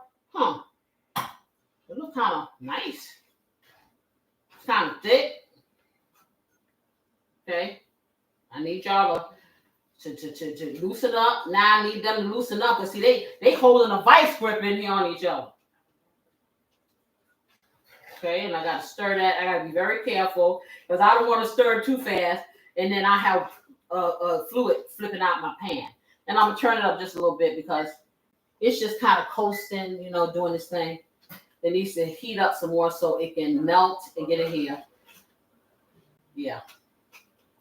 Just like that. And this goat cheese, my sister, it melted right on down. Right. So I'm thinking it's going to be straight up flavor. That's what I'm thinking. All right, so I'm going to get this just like that. I'm going to keep stirring this because I want it to loosen up so it'll be more saucy. Because it's right now, it looks like they had an episode. I don't know if you guys remember Sanford and Son. And they had an episode, his neighbor, Julio, made something called mofongo, I think is what he made. And when he pulled it out the pot, it was like, whatever was in it, it kind of like stretched out the pot. It was too funny. I don't know if it was supposed to be that way. I know y'all like, okay, she really regressing. Okay. All right, I'm going to put some more liquid in here. I think I'm going to put the other half in there. It can do it. So I'm going to put the whole 12 ounces in. Yeah, because I need to loosen this up. So I done made a sauce that's so thick until, no. We may have to spread this on some bread. Okay, so let me just loosen you up. Loose you up a little, yeah. Let's see, ultimately what I need to do, I want to get this in here on my mac and cheese, and then we'll layer. And a matter of fact, when we turn because I'm going to bake this. Now you eat it off right off out of the stove if you on top of the stove if you want to do that really quick. But I'm doing some other stuff, so I'm going to bake this. But if you want to just like your regular church cheese and stuff, now you're at the point where everything is where it needs to be, except for if you have an egg, I would use it because egg really works well in the mac and cheese for binding. If you don't have it, it ain't no biggie. Okay, so what I'm going to do is just like, and once I get this melted, I don't want it to get too hot because when I incorporate my egg in this sauce, I don't want the egg to curdle or to turn into scrambled eggs. That's not what I'm trying to do. So I'm trying to just get this sauce to release itself and incorporate itself into the milk. And I'm going to tell you, you know how you ensure that you have creamy, moist mac and cheese that does not dry up no matter how many times you heat it? It's about the level of moisture of your sauce. If your sauce is dry, when you put that mac and cheese in the oven, you got to realize this is dry heat. It is going to dry it out further. So you need to have a certain amount of fluid in order to maintain moisture. Just a tip. Okay, so it's not getting hot. It's just, see, it's doing its thing. Okay, it's getting a little hot, but it's loosening up. Yeah, it's loosening up. Good. Good. Okay, so y'all know how to cooperate with mama. You sure do. So let me get this little plastic fork out of here before it ends up disintegrating. It just doesn't want to let go. It just doesn't. So I'm gonna get this over here. I'm gonna get another one because I have to stir my egg, because you know I don't just crack nothing and anything. I always have to beat it. Yes, I do. Okay, but I am going to get this spatula, and I'm going to keep on stirring. See, this wide spatula is good because that little fork wasn't trying to hit on nothing. To see, now that's good. Yeah, that's good. Okay, let me be quick and turn this on to 2. Get my egg over here. So I'm going to use 1 egg. I'm not going to use 2. And what I'm going to do is, instead of me wasting another paper cup or something, I'm going to take this can right here, and I'm going to beat this egg up in here. I sure am. And then it all goes in the garbage. Okay, so I cracked the egg. Okay, and I'm going to take this, put it in the garbage. Okay. Pam said it's that baby boomer still coming out. And what does that mean? I don't know what you said that in reference to. I don't know what you're saying in reference to, because yes, if having ingenuity is a baby boomer, I'll take that badge. That's what I'm trying to teach my younger brothers and sisters. Ingenuity, imagination. That's the mother of invention. So I got my egg, and I'm going to take my sauce off of here because I don't want my egg to curdle. So, and I spilled some sauce over here, so I need to get that up. I don't want my egg to curdle. So it's a delicate dance you do when you put eggs into hot stuff. When you're making custards and stuff like that, it's a delicate dance you have to do. You don't just let it sit there because it'll be egg foo young. Egg foo something, scramble something, yeah, you don't want that. Have you ever had mac and cheese or something like that that has an egg in it? You're not supposed to know what the egg is in it, but you taste and scramble eggs. Yeah. That's what I don't want. So, one voice is messed up. Can we get a mic? Because I need my moderator. I'm reading. Okay, yes I do. There's nothing happening to read right this minute. Okay. You never know. All right, so okay, this is how we do it. You get it all. And see, when you mix stuff ahead of time, instead of trying to break it up into something, it incorporates a whole lot better. Trust me. Okay, so you got that here. Let me pour this in here. And like I said, this can be omitted from your budget mac and cheese if you don't have any eggs. But if you do, use it. So you see how fast I am stirring this really quickly. I'm not hesitating. I'm incorporating this egg in here. So now it becomes part of this lovely sauce. The sauce is off of the heat. and I'm stirring, and the egg is just incorporating itself in here to help make it creamy. She was referring to the Sanford and Son references. Oh, well, you know, other generations watch Nick at Night. How about that? And other indie stations. Don't only be trying me. I don't know why you trying to throw me under the bus. Okay, but that's what, you know what? You ain't throwing me under the bus. But I'm gonna tell you like this. I'm gonna tell every person that is 1 minute younger than I am blessed and highly flavored and favored. Okay, because when you can wake up every single day and still do the things I do, that's the win. Hey, I'll be all that. You wear it as a badge, girl. You rocking. Okay, so throw that in the garbage. So now is the time. Okay, now I can do one or two things right now, which I am going to do because that's who I am. I'm going to take this sauce just like that, and I'm going to keep it going. Then I'm going to get over here with my skillet and all my little extras. Now, this is the time where, say, if you got a little piece of lunch meat or something like that, and then you want to cut it up, you take your onion, whatever you got, some fresh, whatever little fresh celery, anything like that. I've cut mine up already.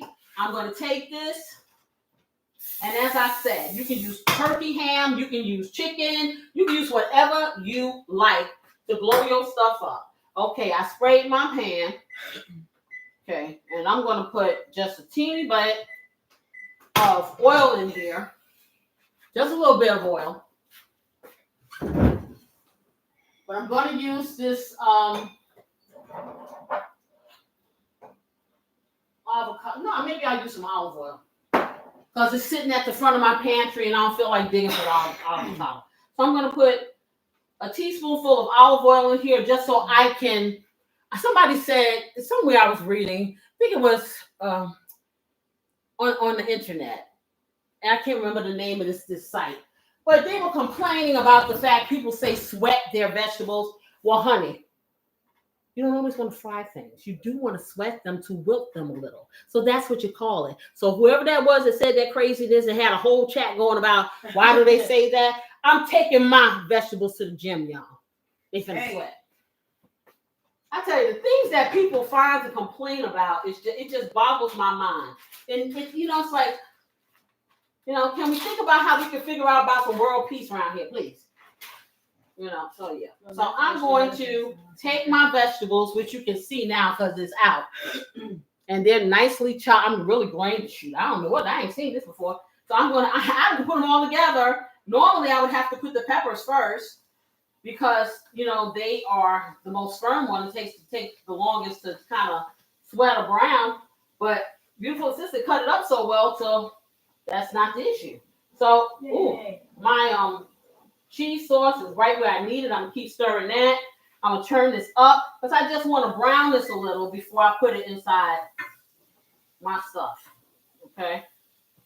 That's what I want to do. Just brown that a little. And like I said, all of these things here are not necessary. Remember, the dynamic here is bougie. Okay, so now we're going to do what Casey always does. I layer my flavors so everything gets seasoned. So I'm going around the bush, a seasoning this, a seasoning that.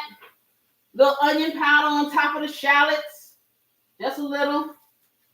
So, Auntie Pam said, well, I'm 8 years your senior.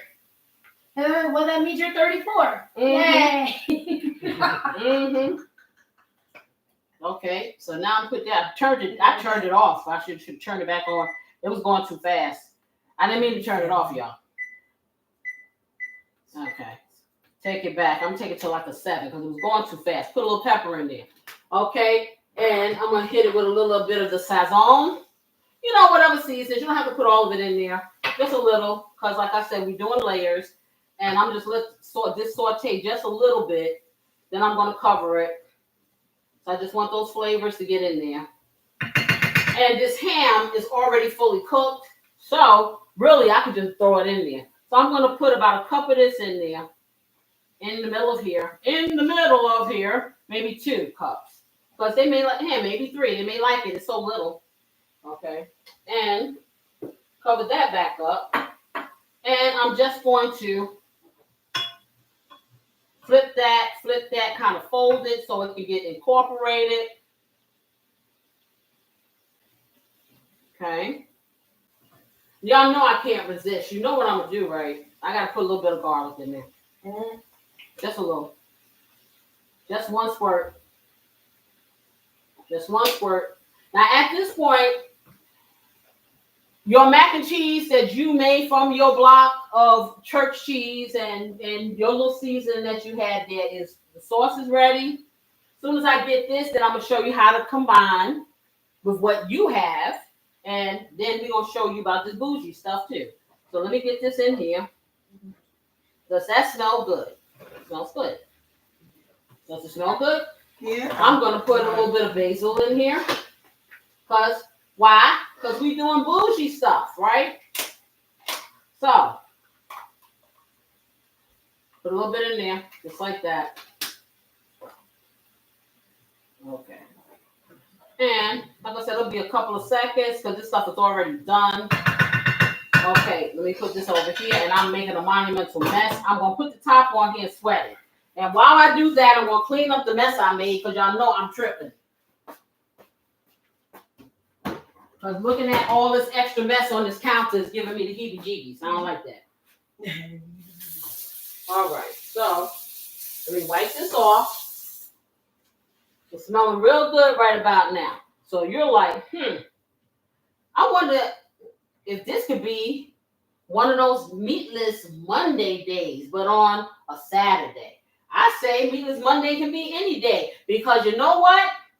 A meatless Monday or day in the week that's delicious can actually save you some grocery money. You gotta have meat every day. They're gonna surely kill you. Okay? It may make you better. Who knows? So, and this is from a straight up carnivore my whole entire life. I probably came out with a steak in my hand. I don't know. But I can enjoy a meatless meal. Especially if it's gonna save me a couple of dollars. You know what I'm saying? And if it tastes good, then yeah. Why can't I get this on here? All right. Doesn't want to go back. It said doesn't want to go back. Okay, so we got all this in here. Okay, y'all stop showing off. Okay, you know you want to be in here the right way. Okay, so this is pretty much where I want it to be. That's real cute. Okay, so we're going to put this over to the side. And now we're going to start incorporating our noodles. Now, at this point, you have a choice. If you have too many noodles, and like I told you guys, let me turn this on. I thought I did before. I'm going to do quick bake. I'm going to do 400. Excuse me. Okay, I'm just heating up the oven. Like I told you guys, the more you don't want your macaroni to go in your pan and be like soup, but you don't want it to be stiff either. Because if it's stiff, it's going to be dry. It's just going to be dry. That's just it. That's everything. So let me take my little pan because I got my little disposable pan, and yes, I'm spraying this because this definitely ain't non-stick. You get your vegetable oil, the last little bit that you had, and you take it and you rub it around your pan. That little cake pan, a little raggedy cake pan, or whatever that you got left over there. Maybe you got a couple. They have some pans at the dollar store too, but you have to buy two because you probably have to double it. Okay, because they be kind of flimsy. So you get this, and so you got that. So now that's ready. So now I'm going to go over here to my macaroni, which has totally drained. This is important. A lot of people don't take the time to fully drain their pasta. And so when they incorporate it with a sauce, then it becomes soupy and the pasta does not get kissed or blessed with all the lovely, yummy. Please, pot. That's a beautiful pot. Okay. With all the yummy that you would normally get if you had fully coated it.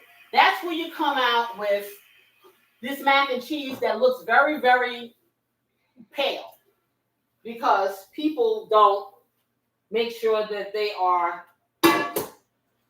putting their sauces or incorporating enough sauce into their mac and cheese. So I'm going to take this because I don't know if I'm going to put the whole thing in here. I'm going to see. So what I do is I start with half of my noodles because, you know, noodles expand. I don't just put them all in here because I may not have enough sauce to get the texture I want. If I don't want it dry. So I start with this. I started with half and I loosen my noodles up, right? I put them in this pot. And you don't have to have a pot. I put it in this pot because I'm just saving dishes. You can put it in a bowl or whatever. Or if you only have enough noodles for this kind of pot, you put it in there. So now I'm going to take my cheese sauce, right? Remember my cheese sauce is looking good. Now let y'all see what cheese sauce look like. Can y'all see? Yeah. Y'all see? Look at the, did you see how creamy that is? Yeah. Okay. So we're going to take this. And we're going to start pouring it over. Okay, I'm pouring a little bit at a time, just like that. I'm going to pour about half of it in here, and I'm going to stop. Okay, now what I'm going to do, let me get that off the rim. I don't want it to make a mess. It's coming off the side of my pot. Now I'm going to take this, I'm going to stir my macaroni and make sure this is coated. If this gets coated with half of this and it's still loose enough, then I'll add more macaroni.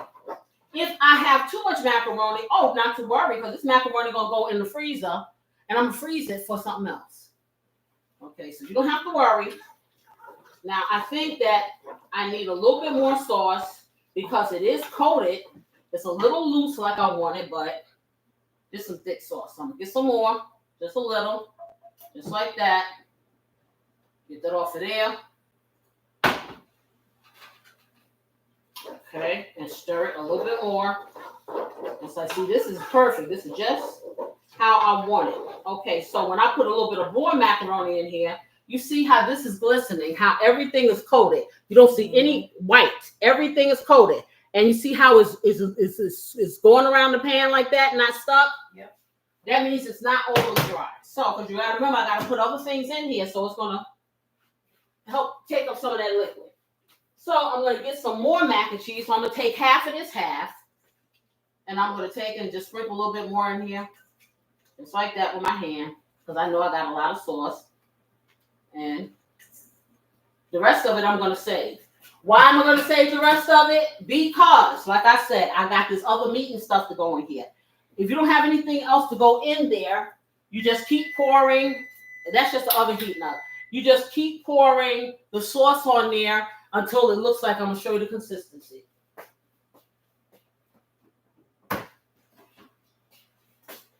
But remember, I'm going to stir the rest of this in here, just like that. Just a touch. Okay. All right. And that covered that. So now I got my other stuff here that I just heated. So I'm going to do half of that too. I'm not going to do everything at one time.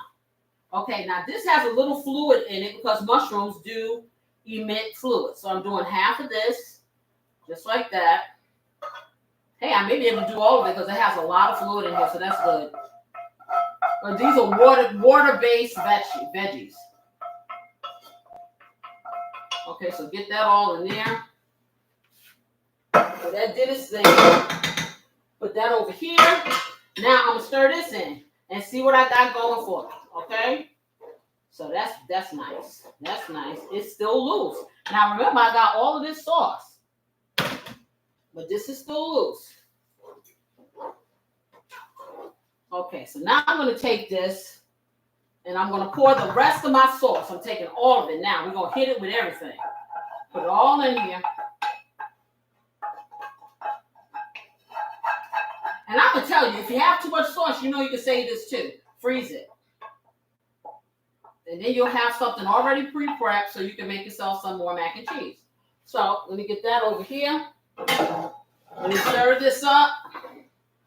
That's going to be a lovely thing. Look at that. This is just what I'm talking about. Just like that. Now, I can even take a little bit more of my noodles if I want. Now, because I'm going to take another handful, which is about a cup, of these noodles and put it in here. Why? Because it's loose enough to be able to withstand this. So let me get it in there, just like that. Stir it all up. And then I'm going to stick a little bit more seasoning on here because I'm going to tell you, you're going to need it. I don't have salt, so I put some sazon in here. I'm going to put Casey's Blessing again because you can't never have enough of this. Okay. I am going to take, where is it? My Splenda. There's a Splenda in the chat. Okay, one moment. I'm going to put just a little squirt of Splenda. I find that when you use all these different blends of cheese, you know, it can be a little bit off-putting, you know, the sharp and all the stuff like that. So I just put a little tad bit in here. Just one squirt. That's it. You don't have to do that, but I'm telling you, it makes the flavor delicious. And I think what I'm going to do also, because I'm going to let one of those little people over there taste this. And before it goes into the stove. And I'm just going to put just a sprinkle of salt. A little sprinkle. That's it. What you see just went in there. That's it. Okay, so now I have my base. Somebody come over here and taste this so I can put it in my casserole. We're going to get it in the oven. Okay. Okay, so try that. Tell me what you think. No, this is, she asked me about the eggs. Y'all know it was hot, right? So when I stirred the eggs into this, it cooked the egg. So it's no longer a raw egg. So don't worry. I'm not going to try to give beautiful assistant salmonella. Okay, I've told y'all, anybody, this is for right here. No one has gotten sick on my watch. You want to get all of it. Because you can have this just like this because everything's cooked. What do you think? That's really good. Okay, so got the approval of beautiful assistant. So we're gonna build this puppy. And what I usually do is I do half of my mixture. Just like that. And these pots are heavy too. Shoot. Can you help? Nah, I managed it. Okay, I'll just get the rim. I do half of my mixture just like that, y'all.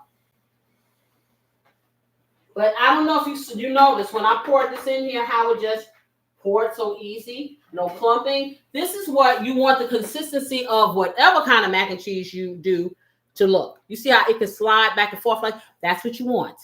With just the basic mac and cheese, that's what you want. You want that consistency. If you don't have that consistency, you're going to be in dry town forever. So now I'm going to start layering all my lovely cheeses on here. I'm going to do the thing. Okay, so I'm going to take half a cup of Velveeta. I'm going to sprinkle it all on here. Cover it. Just like that. I'm going to do the same with the mild cheddar.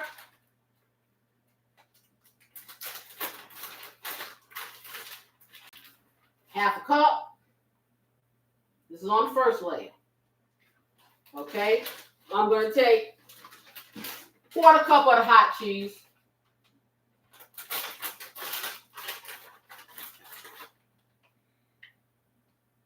Okay. I'm just put that kind of in the center there. So when you get right there to the tip of that piece that you cut, you're gonna get that little heat. Okay. I'm gonna take half a cup of the mozzarella.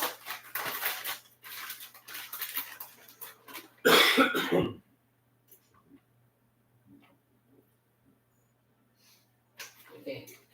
And a little more than a half, because this mozzarella is cut really big. Okay.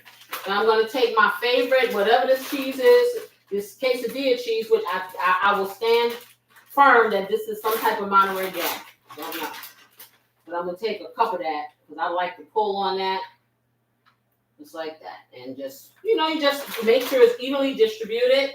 Then I'm going to take my fancy Swiss and Gruyere cheese and whatever else is in here. What else is in here? Yeah, that stuff. And I'm going to take a half a cup of that.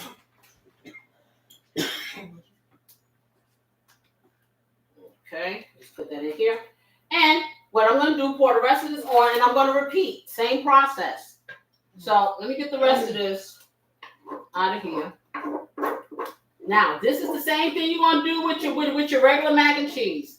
You're gonna layer it just like I showed you like this. So the rest of that cheese that's in that block, you have cut it up really fine, grated it, shredded it as best you can. If you only have a knife, you just chip it away. And another good tip is if you don't have a grater or something to cut your cheese up and you have a block, what I used to do is I would chill my cheese, and I still do that. If I can't get Velveeta shreds, I will chill my cheese. I will make my cheese cold. But what you want to do if you do the Velveeta block cheese, they have a foil wrapping on it.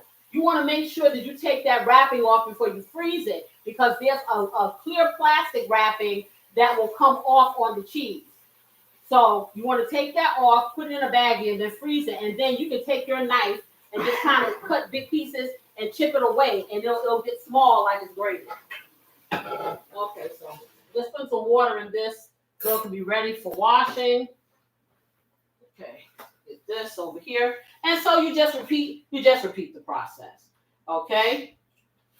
So this next layer, I'm just gonna put some same cheese on here, and then I'm gonna put it in the oven. I'm gonna cover it, because guess what? For the first time ever in life, my pan is deep enough, y'all, so I don't have to tint anything. Isn't that a wonderful thing? That's beautiful. You can't beat that with a stick.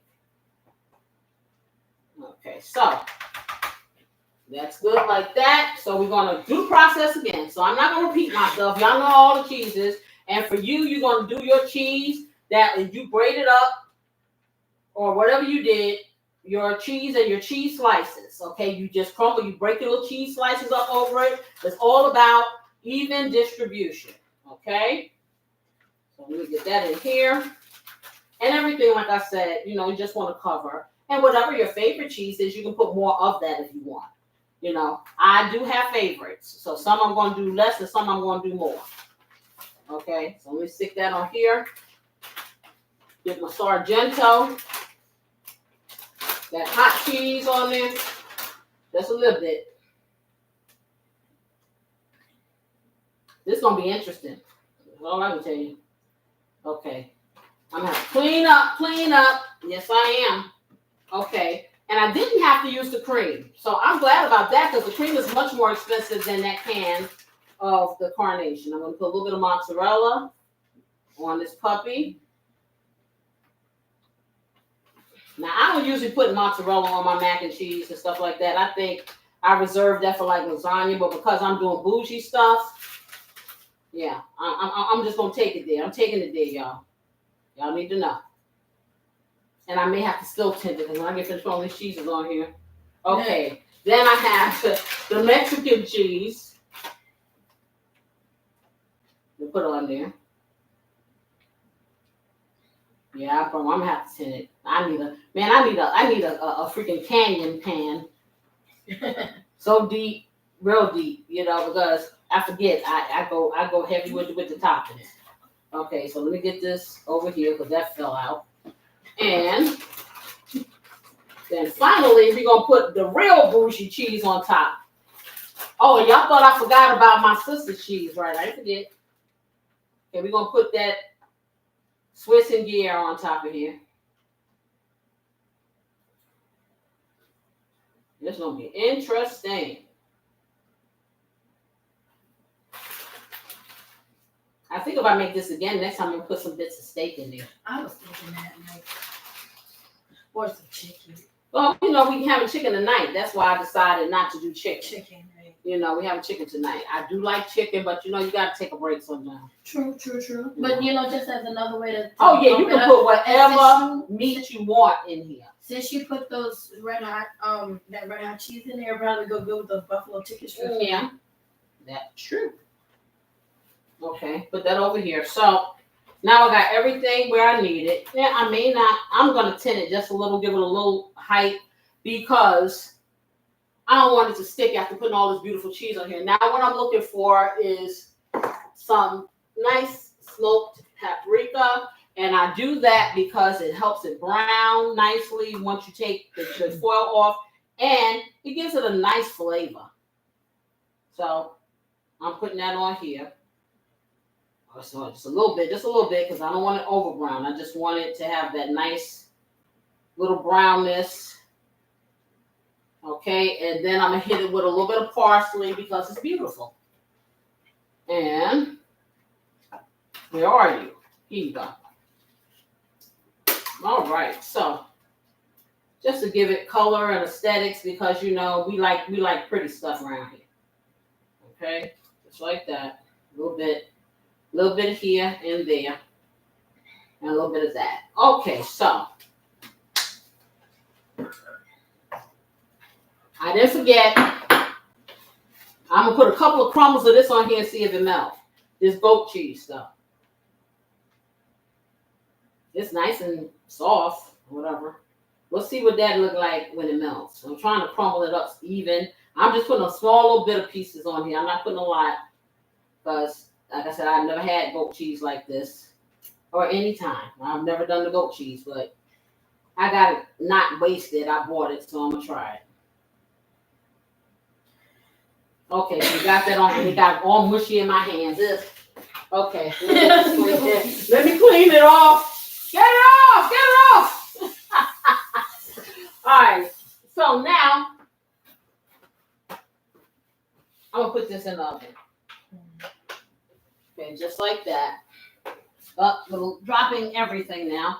I'm gonna put this in the oven. And guess who's not cleaning up this mess? Yeah. Mm-hmm. Okay. It's gonna just disappear, y'all. Mm-hmm. Shoot, I cooked it. Somebody else can clean. Okay, so I'm putting this in here. Let me get a piece of foil. 2 pieces of foil, y'all, because I'm gonna put some foil on my oven rack because I just like to protect my oven just in case. So I'm gonna get 1 little piece of this foil, just long enough, because the lovely thing about these pans are I don't have to worry about like with my glass pan where I don't want to hold on to anything. So I'm gonna do a little tinting. I'm gonna fold it in half, just like that, because I just want to keep it from over browning before it gets done. So I'm doing it just like that on all sides. And I want to be able to see what's going on here. So I'm just going to lightly cover just like that. So hopefully it will not get stuck to my cheese. Okay, so that's how we're going to do this. So it's really lightly covered. Okay, let me get a pot holder because I need to put my foil on here. Okay, whew, that's hot. Right, let's get that. Let's put a little piece there. You know, because I'm real cautious with these foil pans. You never know if there's a little pinhole in there. I used to look at it at the light, and I usually do that, but I forgot this time. So I just make sure that there's something to cover it in case, because I don't want all this stuff burning in my oven. Okay, so I'm gonna put this on, and I'm gonna try 40 minutes and see. Okay, so let me start getting this up, and can someone please help me clean up this mess? Because I have to get over here to my friends and finish telling them about this recession-proof meals. I sure do.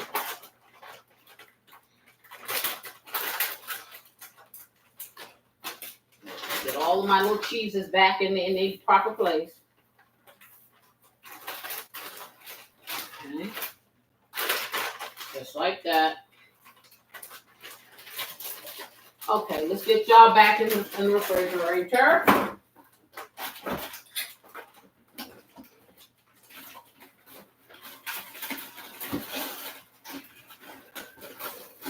Okay, everybody all together now.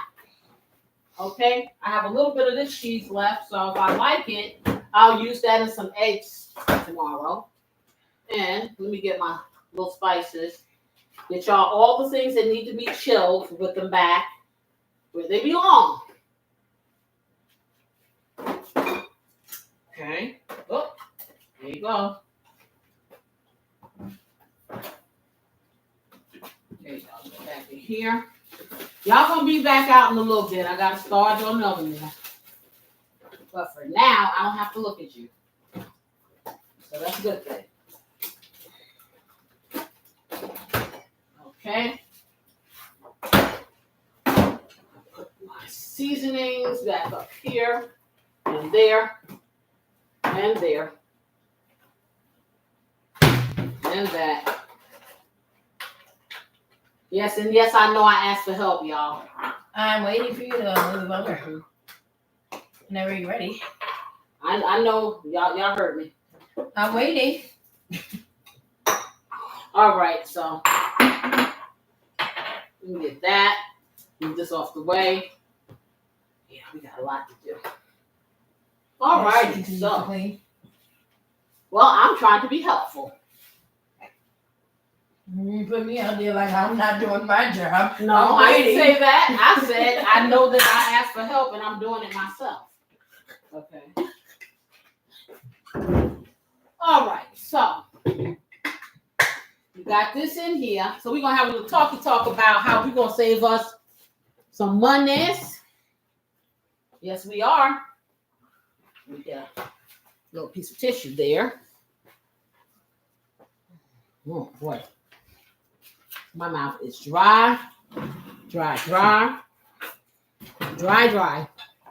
So that means I need to hydrate. I need some water, y'all, before I talk.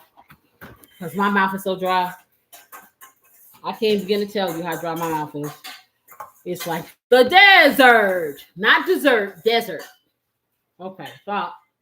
That's why I stopped putting that lipstick on a long time ago. Because you know what? I have to reapply too much. So we get some nice little petroleum jelly. And we put it on our lips so they don't look like I'm the desert. That's what I'm going to do. See, your mother used to always grease you up before you went outside in the wintertime. At least mine did. But she didn't do the bad thing like how a lot of mothers, you could actually fry chicken on people's faces because they put so they put so much grease on their face. You put a little Vaseline on your lips or whatever, but lotion, but not where you if a bug flew on you, it would just skate right off type thing. Yeah, we ain't had it going on. All right, so I'm gonna get me some water. I'm gonna put my real eyes on so I can get down to nitty gritty and tell y'all some stuff about what I found. Okay. Let's see if the eyes are clean. So let's take these off and put these. Ooh, wow. I can see. Okay, so I can see with those too, but it's for distance. I'm not doing no bifocals or no multifocals. Okay, I got 2 pairs of glasses. Well, 2, 3, about 4 pairs of glasses. Okay, gotta have some sunglasses too. Okay. Anyhow, so like I was saying, y'all, we are possibly facing some troubled times. So we want to be prepared, okay, for whatever may come. And even if we are in a position, to continue to live our life untethered, okay, it's always good, like I said, to be prepared because, hey, 1 minute you can be here, the next minute you can be here or there or anywhere, or it's just always good to be prepared and, just kind of know how to survive when you have to. So I was thinking about recession-proof meals. And so, of course, I got my little things, because I'm a concoction queen. I will make a meal. I will figure something out. That's for sure. Oh, before I said, you put your mac and cheese in there at 400. And depending on how big it is, mine is big. So I put 40 minutes. Anywhere from, I would say, about 35 minutes to 40 minutes, it should be done. And the way that is the jiggle test. When you jiggle it, take it off, you jiggle it, and it's moving, it needs to cook a little bit more. Okay? When it's not jiggling, then you take it out, you let it brown a little for about 2 minutes, and then you can let it sit so you can eat it straight hot because I like my mac and cheese hot. Okay, so let me get to where I found all this information. Okay, so I was up last night and I said, we really need to think about, being able to make do. We really do.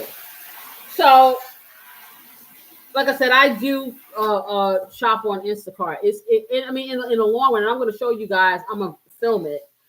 How much money I do save, because ever since the pandemic, it seems that no one grocery store has everything that I like to purchase. So I would spend a whole day, almost an 8-hour job, going from this store to that store to that store, just to get the mainstays that I normally, would get. And like I said, it's a yearly fee. I think it's, what is it, Corey, now? Because when I first did it, it was like $50, so maybe a little bit more now, but it's well worth it, because I can go to a lot. I can go to 10 stores, okay, that are nowhere near me. I look online. I can see what they have ahead of time. I don't have to deal with the bait and switch, because they will do it. They will put things inside the paper or the circular or online and tell you, oh, we got plenty of this, when in reality, they got 10 of them sitting out there and the rest of them sitting in the back, so they can get you in the store so you can buy some other stuff that you really don't want. I don't have that kind of time nor inclination. So, like I said, I'm able to really save a lot of money by shopping this way. And like I said, when you're really busy, that's one less task, one less task that you have to do on your only day off, whatever, if you don't work weekends. So, like I said, the groceries are high, but we still need to eat. We are going to eat good, okay? So we want to kick this whole little segment off by acknowledging how high food prices are. So y'all tell me, are you experiencing an increase in what groceries cost? And I mean just over oil, overall. You know what I'm saying? Not just certain things, but pretty much everything. What do you guys think? I personally definitely have seen some increases in price. Yeah, I have. What about you guys out there? Anybody seen any different? I'm waiting because y'all say that y'all have delays. I'll drink some water.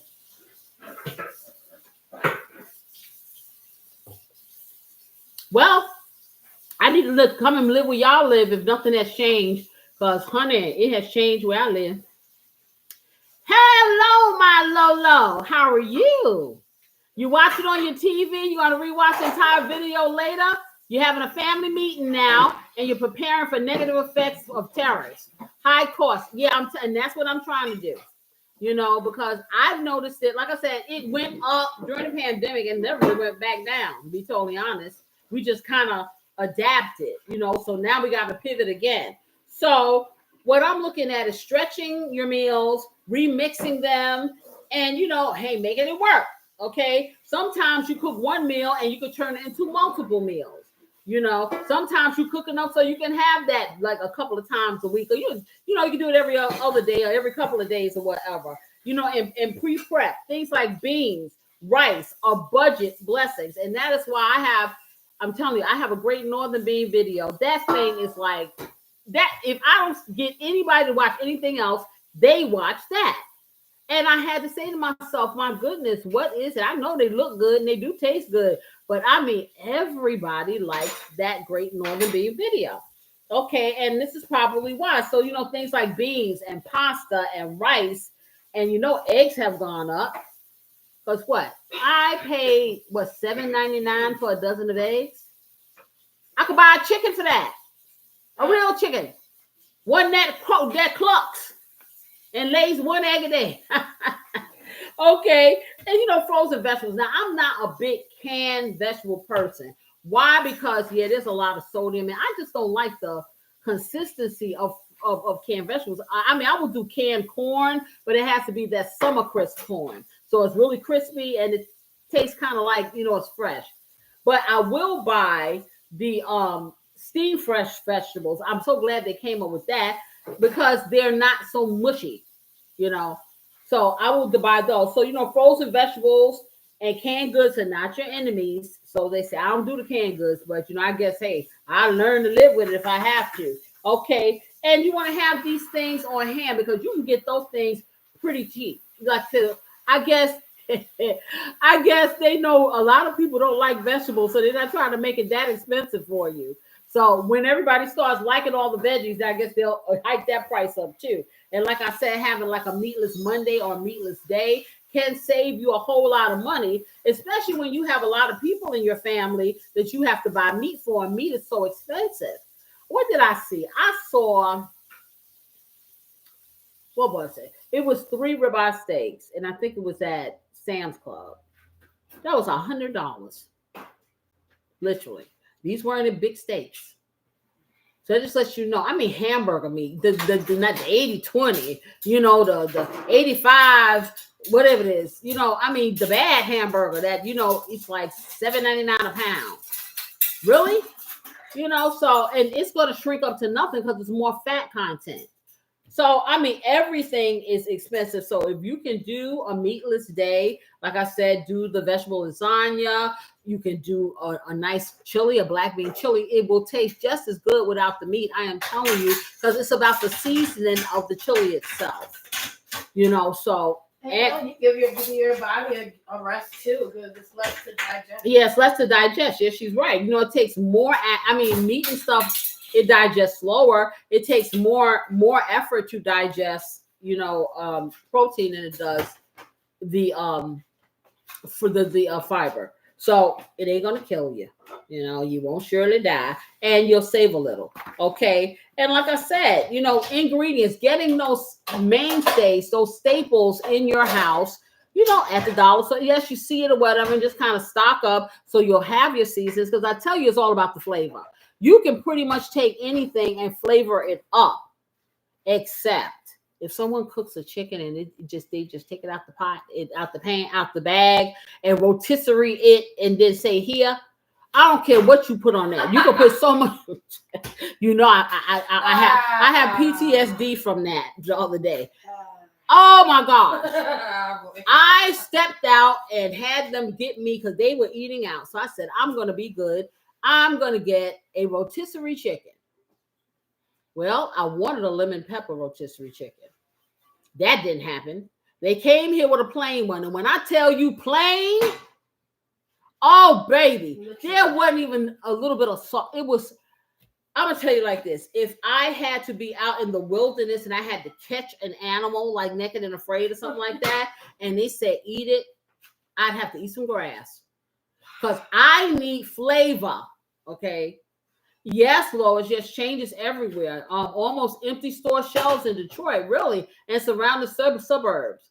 Yeah, the recession meals are a great idea, and we need to keep this. We need to always be ready to pivot. That's the thing I could say about my generation, the baby boomers. We have been privileged enough, and we're still here and around to have experienced making do, number one, not having so many things accessible to you to kind of make you sedentary and not do stuff. So even though we've gotten into that life, okay, that some of you have only experienced just automation and stuff like that, I know that if I had to, I could go back to the phone hanging on the wall with the long cord. I could not have a cell phone and just wait till I got home and you called me. I could have a landline. I sure could. I could even suck it up, Buttercup, and not have a computer. Well, I'm trying to be a content creator, but then y'all just have to come outside and watch me do my show on the street.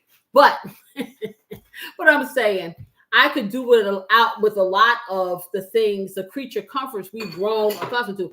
Child, let me tell you, in this house, every child got every kind of it's so much electronics going on in this house. I might as well be running Silicon Valley. Okay, because they got everything. And you know what? I'm sorry. Side note, when you said technology, that just made me think of something, and it's not quite related to this, but you know that technology can cause ADD. Okay. Yeah, it can. And it can aggravate it. She was saying that too much tech, and this is why the doctors say no more than 2 hours of screen time for your children. She was saying that she read that it can cause too much screen time being, on computers and stuff like that, and things of that nature can cause ADD or cause it to, manifest itself. You know, I have to do some more deeper digging on that. I heard that this morning. She just said she just heard it this morning. But anyway, so like I'm saying, I know that I can survive. I remember, I don't know what, I think it was last summer, and I was at work. Something happened with the cell phones, and none of the cell phones wouldn't work. Excuse me.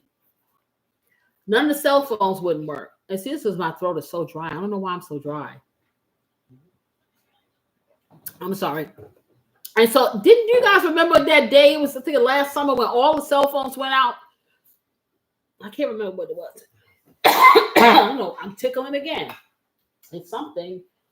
I'm sorry. It is something. Maybe I need to open a window. What we do? My throat is tickling. And it's probably all the spices that I've used. But now it's agitating me. And I could be fine if I'm not talking to y'all. But then, of course, and it's just tickling and tickling. I'm perfectly fine. I'm not sick. It's just something in the air. What I did, I turned the air conditioner off. And that probably is what did it, because I got a little chilly. I should have left it on because it was circulating the air. But anyway, so to make a long story short, it was some day, I think it was last summer, all the cell phones shut off. I don't know if it was an hour. I can't believe y'all don't remember this. I remember. Yeah. And I was at work. Boy, when I work remotely. Child, all you saw, everybody was in a panic. They were in a panic because the cell phones were. And I'm sitting there saying to myself, I ain't never had no cell phone when I was no little kid. Matter of fact, I was a grown up, and I think they had beepers or something like that. And we thought that was all the rage. Okay. I think I got my first cell phone. It was a flip phone when maybe 2004 or 3. One of them little flip phones. I got it from the mall. They had a kiosk, and I remember I paid $40 for that little flip phone. I like that little flip phone, and it was a little itty bitty thing, and it didn't have all them bells and whistles. But I'm saying, because I've lived that life. And that was just everyday life for us. And that wasn't because we were poverty stricken or anything. They didn't have that stuff available. Just like they didn't have computers. They had big, giant computers in big computer rooms. Companies did, maybe bigger than my refrigerator with big reels on them and stuff. Okay. And then when they did have something personal, they had something called a word processor. And you had to know DOS-based commands. You have to look that one up if you're young. You know what that is. Okay. What'd you say? Well, she said it's the pollen. I was going to say. You're right. So it's springtime now. You are right. And now I'm fine now. They opened up so when it was something that irritated me, just like that. And I'm telling you, I could not cough because that tickle was doing something for me. So it was like, yeah.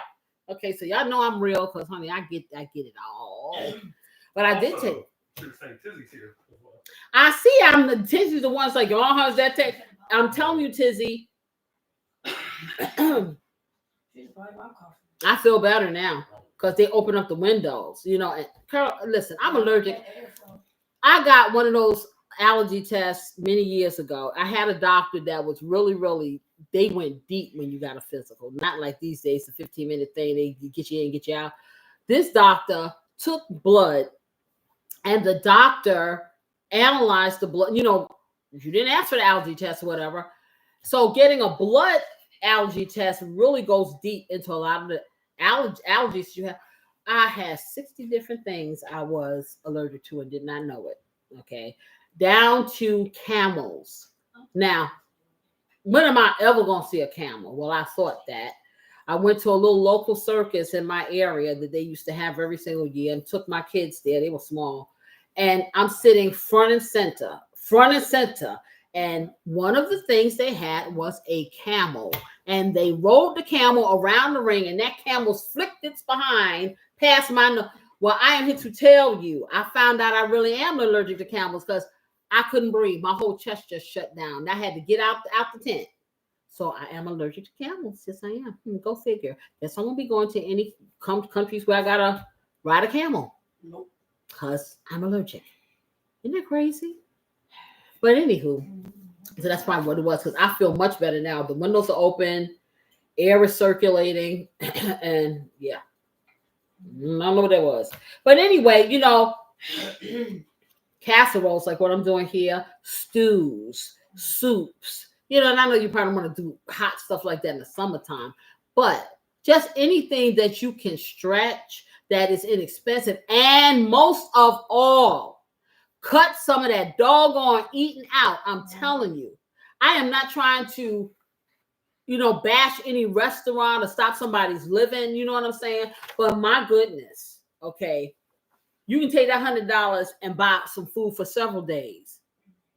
You know, I know people that, you know, it's the ambiance and I want to go. And every now it's nice to treat yourself. But I also know people that I know people literally that don't have coffee or tea in their house. They got to go out every single day and get a cup of coffee or tea because they don't have their kitchen is a decoration.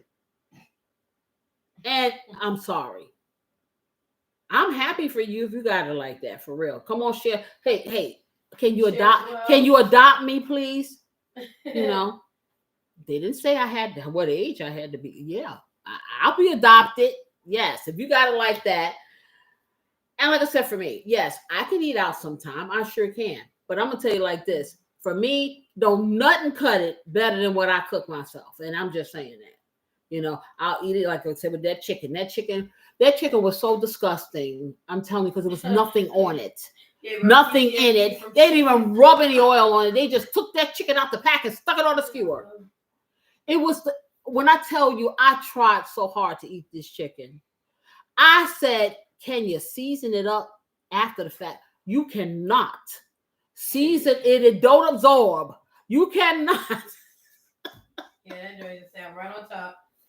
Yeah, going back to your family meeting, Lois, you're going to get yourself in trouble. You're going to get me in trouble with your family. You always doing bad stuff, sneaking off. But I appreciate you. Yes, I do. Thank you. But yeah, that chicken. So don't ever get a chicken that has nothing. I mean, not a stick of, not no butter, nothing. Oh my goodness. Then we tried it again the next day. It wasn't as bland as the first one, but I'm gonna tell you. You still. And then my husband's like, okay, let's buy our own. I said, I'm not doing it again. Not another day. You know what? I would like to make one. I think that'd probably be our best. Yeah, it is gonna be the best bet to make it. But I'm gonna tell you, on a Tuesday, Wednesday, or Monday night, I don't have time to be rotisserie and no chickens. Okay, I really don't. We gotta be quick, fast, hurry. And like I said, for me, I've been trying to do like kind of low carb type stuff. So it's like meat and vegetables or meat and a salad or whatever. Like that's my whole child. And so if the meat ain't hitting on nothing, I'm like, oh no. And then twice, and I'm sitting up there. I'm like, yeah. Home cooking. Yeah. I'm saying home cooking. Unless these restaurants better start stepping up their game. Well, why step up your game when people are accepting things just the way you handed it to them? You know, so you think about that. See, if I hand somebody, but here's something jacked up, I got to hear it forever. Forever. Okay. They get something out there. Oh, well, yeah, the bun is kind of toasty. Let me just scrape it off. Oh, that hamburger look like a hockey puck. I'll just put some extra. Oh, no. I'm not doing that. You know, so we have to put things into perspective. Like I said, eggs. Eggs is a mainstay.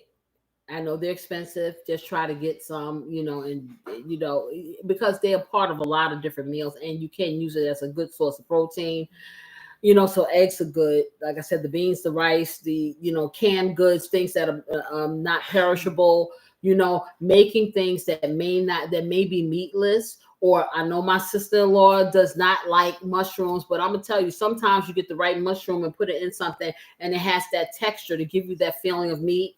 You know, which does really good, like I say, in that vegetable lasagna. You don't know the difference because you got the cheese. Honey, cheese will mask a many things. It sure will. You know, oh, wow. Okay. So this says 14 minutes. So in 14 minutes, I'm going to take a look at this, at my bougie mac and cheese. And you're going to take a look at your budget whatever I had in my refrigerator with that box mac and cheese stuff and that stuff that I made up. And I promise you, you will love it. I swear, I got the idea because at Christmas time, I saw a lot of videos. Oh, you're going to have, was it Thanksgiving? That's what it was. Thanksgiving for $10. Yeah, you can get $10 worth of, you can get a dry box of macaroni, you can get a dry box of no-name stuffing, you can get a dry, and yeah, you can make, and it's going to taste, you can get some lunch meat turkey, whatever, and you can glow that sucker up if you really know how, but they weren't glowing nothing up. They're like, hey, they told you for $10, you can get that, and you better get this little packet of whatever. I think they even had some gravy. But they're not telling you it don't taste good. I'd rather have some ramen. You know, I'm like, come on. Just for the fact that I want to say I had some turkey? No. If you're going to do a video like that, you need to be telling people how to step up that thing so they can feel like something. You know what I'm saying? You don't have to have a turkey. Have some chicken. Have some lasagna, have some beefaroni, have, you know what I'm saying? But just make something that you can enjoy. Don't let nobody blow no smoke up your tail and you're going to run up there to the dollar store and get a whole bunch of dollar store stuff and that stuff tastes like you want to send it back. So I think when the holiday comes along, I'm going to be doing some research and see what I can do about a lower cost so people don't have to spend. Because I'm going to tell you, people spend a lot of money on that day and then they can't eat the rest of the week, you know, or the rest of the 2 weeks or whatever, you know, and it can be done. You can beef up little inexpensive things and make it taste good. You really can. It's all about the flavor. So I implore you, if you want to invest in anything, you want to invest in some seasonings. They don't have to be elaborate. Invest in some seasonings, because if you got some seasonings, you can take something from blah to unless it's a naked chicken that never had anything. Because that's some things can't be saved. Yeah. I would have cheeses in my house. I would have mozzarella. I would have American. I would have, you know, at least 2 or 3 types of cheese I can have, because I have made pizza with the leftover. It's a good thing. Make too much spaghetti sauce. What do you do with it? You got some bread, or you got like hamburger buns. They're cheap. You get the hamburger buns and you take them and you flatten them really, really flat. And then you take it and you lightly toast it on both sides in the oven, just lightly, just light. Then you put your spaghetti sauce on top of it, season it up with your garlic, whatever you want to put in there, get your mozzarella cheese on there, put it back in the oven and let that cheese melt on there. Hey, you got pizza. You know how much pizza costs?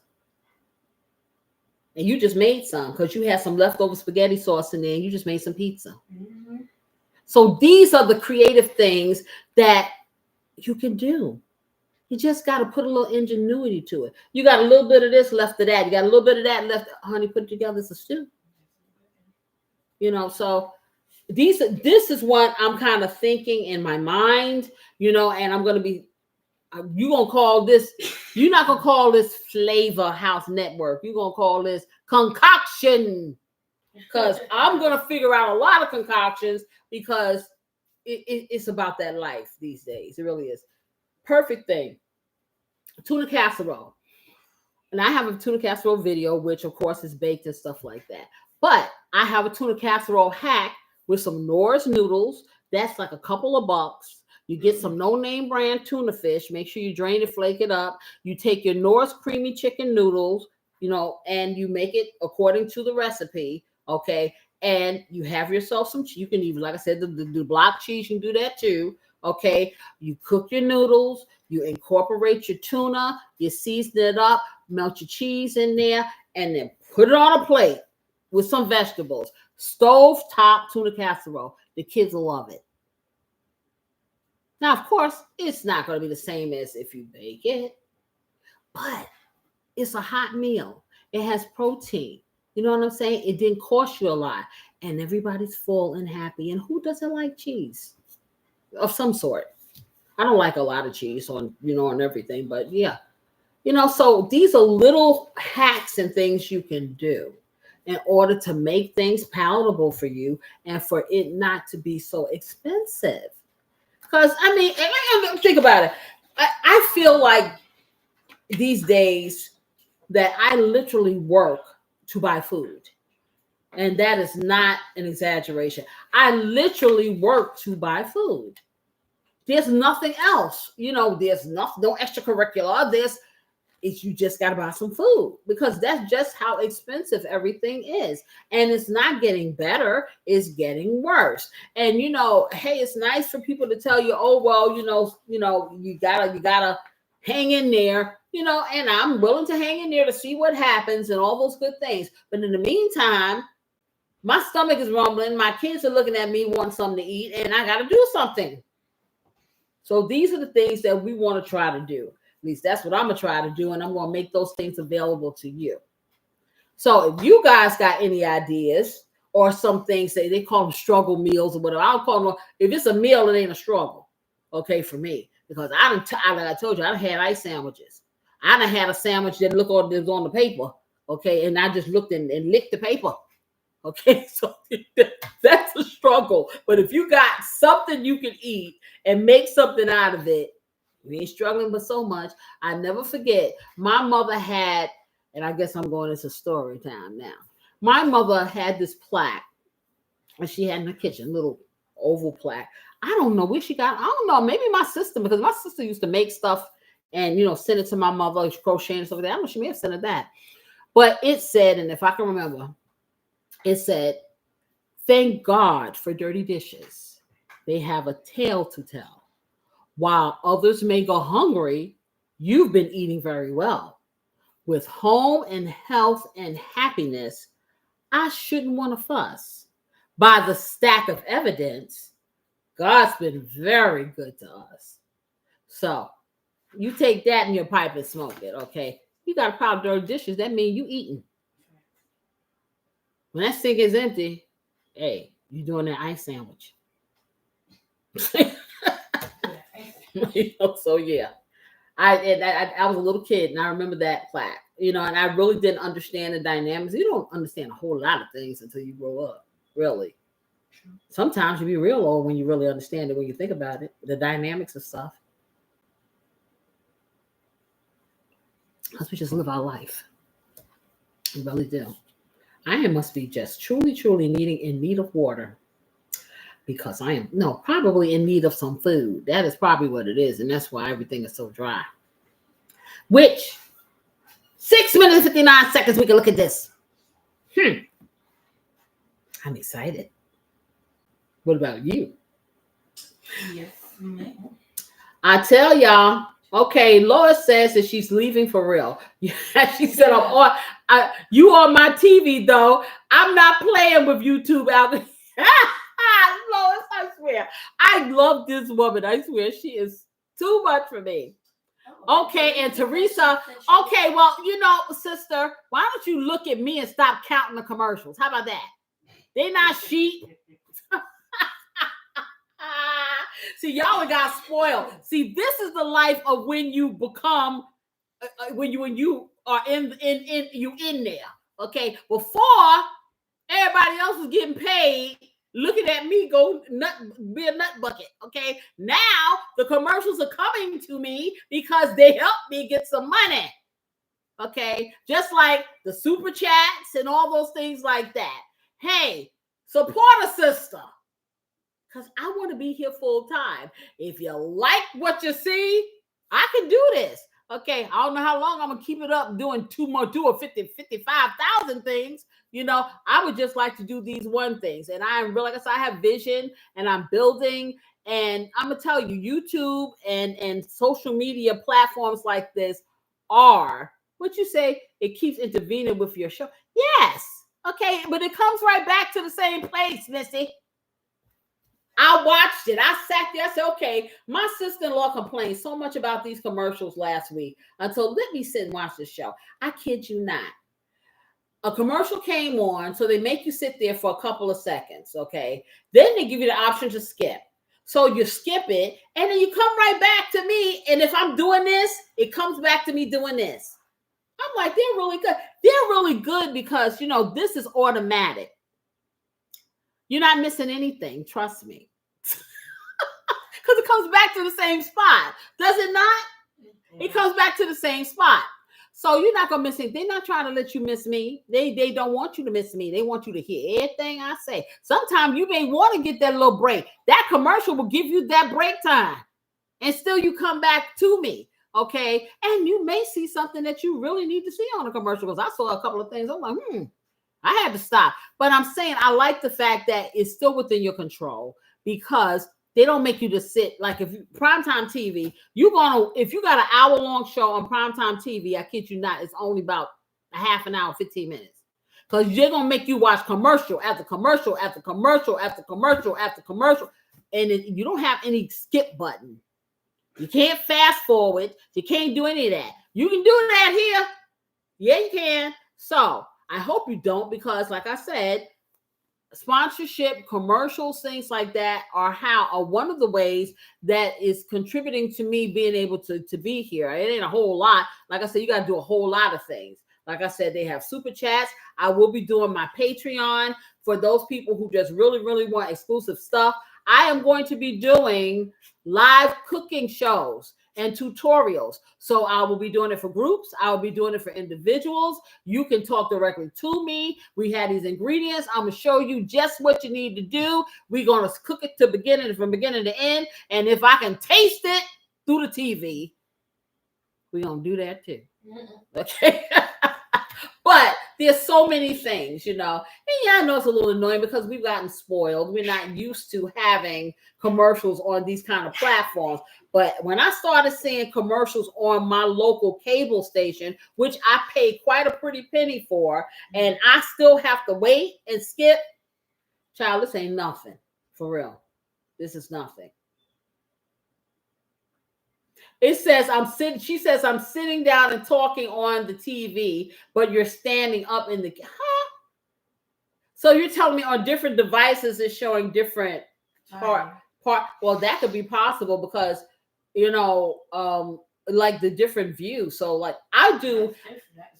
Yeah, now that may be some kind of delay. I don't know, because like I said, I got people looking at me on the phone as well as the laptop as well as television at the same time, and it's kind of all in sync. So I don't know what's going on with you, T. Yeah, every time I watch it from my phone and my computer, it takes me right back to the same spot. Yeah, it takes me back to, because I watched it after all this cooking and all this moving around and all this talking. Do you know I sit up and I watch the show so I can see what my audience is saying? You know what I'm saying?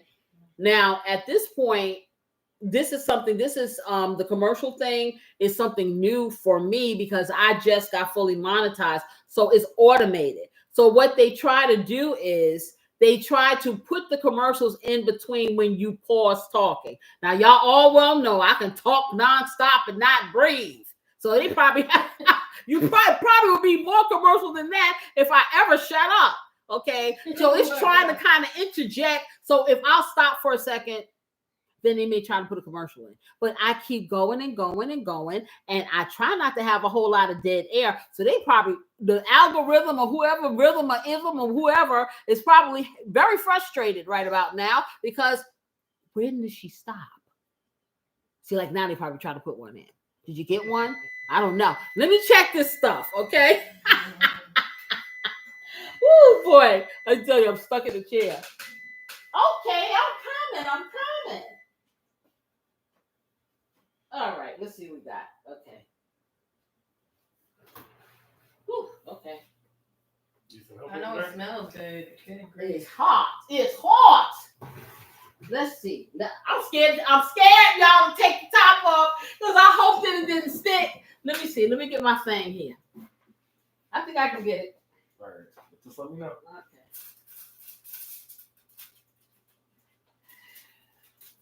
All right, let's see what we got going on.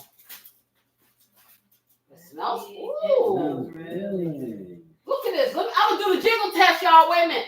That thing is looking nice.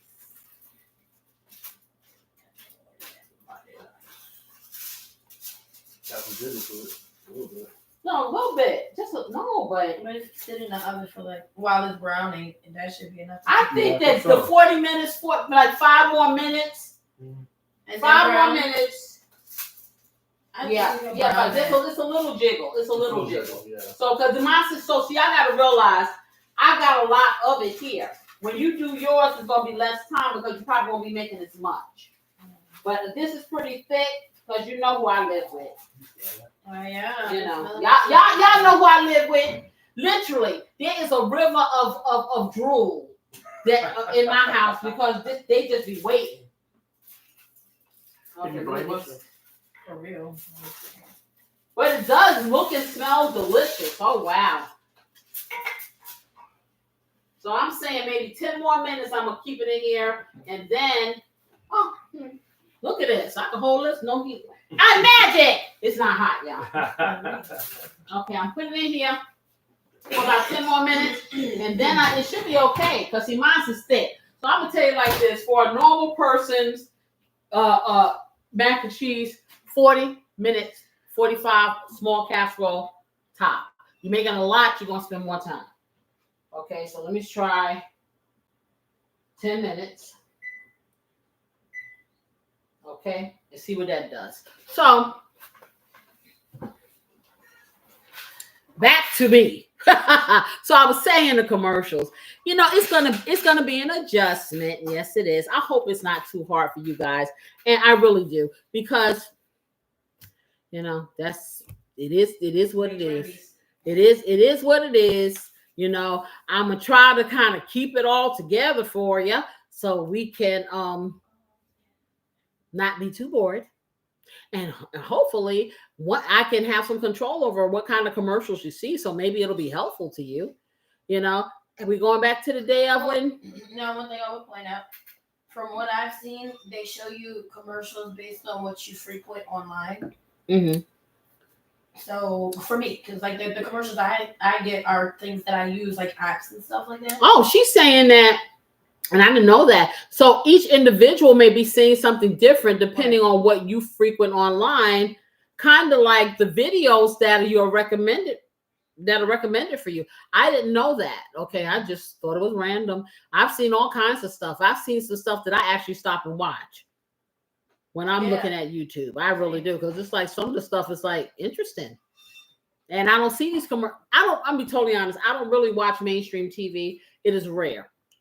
It is rare. It is rare that I watch mainstream, that I watch TV, period. But when I do, just like my music, and I'm being totally honest, I censor what I listen to or what I see. I do that purposely because I need to have that empty space in my mind that just does not have to be tethered to anything, you know. But I will robo watch a show that I ain't never seen before and it's old and probably discontinued. Yes, I'll robo watch it. I sure will. I have to see it all and I will watch it like that. I do like the robo watching stuff. I do, because then I could just keep. It's like I become part of the show and they're like people I know. And then when it's all over and the show does not exist anymore, then I'm like, sad face. Yes, I have sad face because I've gotten accustomed to seeing these people every single night. And for like, you know, sometimes it'll take me a couple of weeks, 3 weeks robo watching, you know, trying not to watch because I need to take my tail to bed, you know, but you miss them. And I'm like, wow, that's powerful. That is powerful. You know, because I'm going to tell you, something looks like, man, I miss seeing them. I really do. They're not real, but I miss seeing them. You know, just like I miss you guys all week long. You know, like I said, I was so tired this morning. So I was like, every time my girlfriend who wakes me up with the start with an A, okay, she went off a couple of times, and my husband said, I'm like, I didn't hear anything. Maybe I put PM instead of A. He said, no, you told her to say, you told her to turn off. And what? She did. I said, I don't remember saying. In your sleep, though. Wow. Oh, man, you know how you get that little sweet spot when you finally get sleep. Because it takes me a long time to really get sleep. My husband thinks that I'm asleep as soon as I close my eyes. It's not. I hear everything. I feel everything. My mind is constantly going or whatever. I don't get into REM sleep very easily. You know what I'm saying? I have to be really, really exhausted to get into that kind of sleep where I don't remember what I said or I don't hear what's going on around me. But for the most part, I'm a very light sleeper. So it takes a while before I really get comfortable enough for my body just to drift off and sleep. And that's usually when it's time to get up. You know, and you in that I call it the stupid sleep. When you just be so sleepy, you sleep and you don't, you know, it's like you don't even know that anything exists. You're incoherent type sleep. And then off into the like you hear these voices far, far away. Somebody saying something to you. Ain't no somebody, my husband, calling me. And I'm like, why? Wake up. You know, not even wake up, but just somebody saying something to you. You know, you're like, like you've been anesthetized or something. You know, like, why are you talking to me? Okay, it's not time to go yet. It's like, oh, yes, it is. It's time. I'm like, and you just felt like you just fell asleep. You know, they had this commercial, and I don't know if you guys remember. See, I do watch some commercials several years ago. And the husband and wife were in the bed, right? And the husband was cutting down some trees. He was singing. Oh my goodness. He was singing a symphony with that snow. Oh, he was going. And she's sitting there like, oh my gosh. Like he would, you know how it is when somebody scrape a chalkboard. And she's like, all of a sudden, all I saw was this cast iron skeleton. I remember. She took the skeleton, clop, and then she had a smile on her face. He stopped snoring. He was unconscious. Was that the nasal strip commercial? I don't know if it was. I don't know what kind of commercial it was. It was either a bed commercial or like nasal strips because it helps you stop. Beautiful snoring. Assistant said, "Yeah, the nasal strip." That was funny. That was hilarious. It was so violent, but it was funny because I understand her pain. You know, it's just like, oh my goodness, I wish I could put notes to the noise. Okay, the noise. Okay, I remember growing up, my father, he probably had sleep apnea or something. You know, he literally, I could imitate the way that he used to snore, and then he did because he used to stop breathing. And back then, you didn't know anything about any CPAP machines, or if they did, they didn't tell us nothing about it. And he used to snore and snore and snore when he was sleeping, and he would be so loud you would hear him ringing outside the house. It would echo in the house, and we had a pretty big house. And then all of a sudden, and you could kind of time it when he was going to stop, and he would just all of a sudden you'd hear silent, and then you'd hear him clear his throat, and then he'd go back again. And this went on for years and years and years and years and years and years, and that's just how he was. I can imagine if he did have a sleep disorder, which I'm very sure he did, he was probably tired a lot. Because he could not possibly have been getting any good sleep like that. Because I am telling you, it was like clockwork. Daddy went to sleep. Daddy started to snore. You can look at the clock. 15, 20 minutes later, he was going to stop breathing. And then he resumed, you know. Yeah. So, no, you know. But, yeah, that snoring thing. Woo, child. I'm here to tell you. If I snore, I hear it.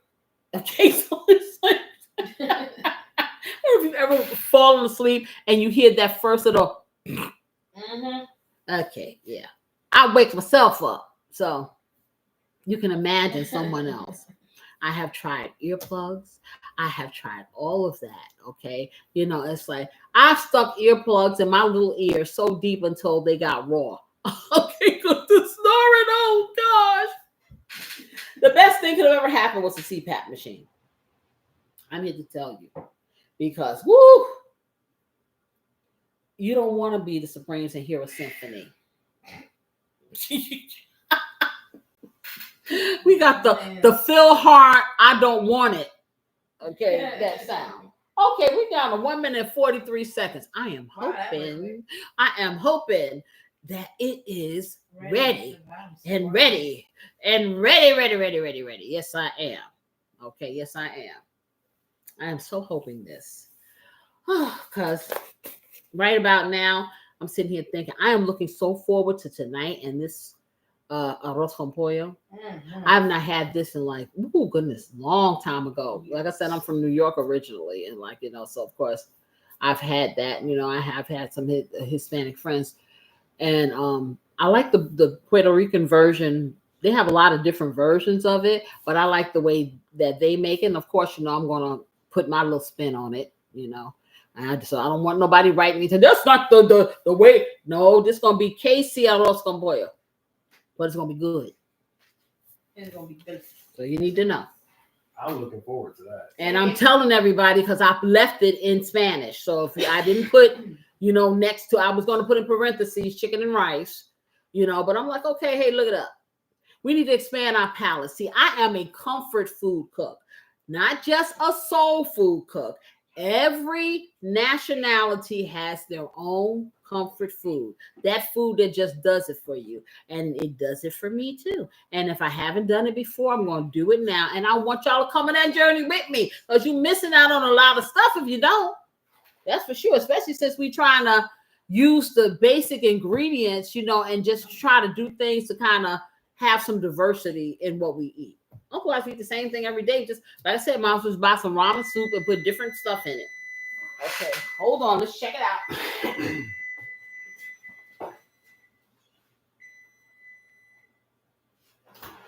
Okay, all right. I do this because when I lean into this hot stove, my glasses fog up, y'all. Okay, let's see.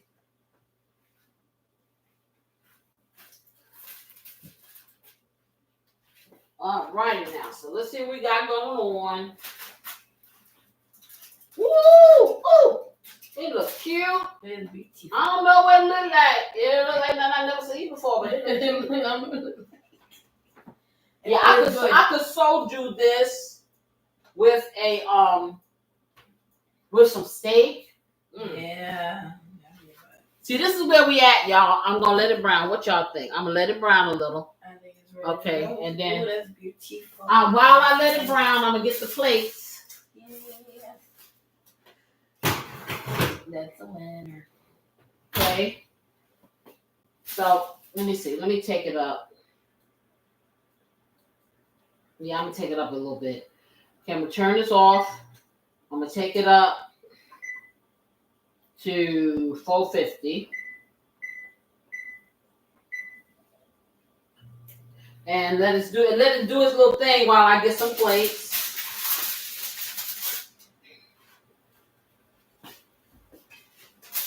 Okay, these need to be washed. Which one? My tops. Oh, I'm sorry. Forgot about them. I sure did. I found it. I'm good. All right, and I will get some plates. Because, I'm gonna give it 5 minutes, maybe 7 minutes.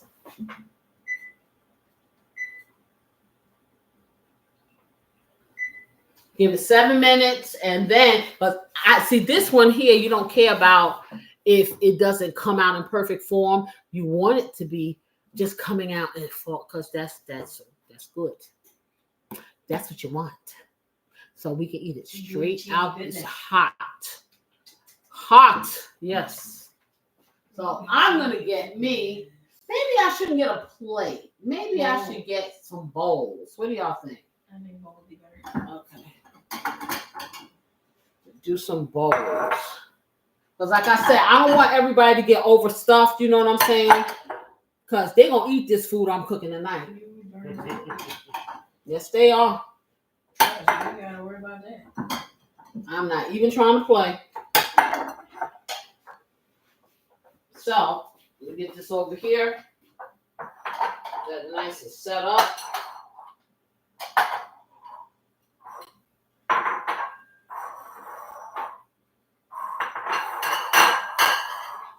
So, back to what I was saying about tonight. Y'all might want to take a little nap and come on over to there, because I'm telling you, look at the thumbnail. It looked really good. That, yeah. But anyway, So we're not only talking about, we're not only going to do the arroz con pollo, but our topic for tonight is very interesting.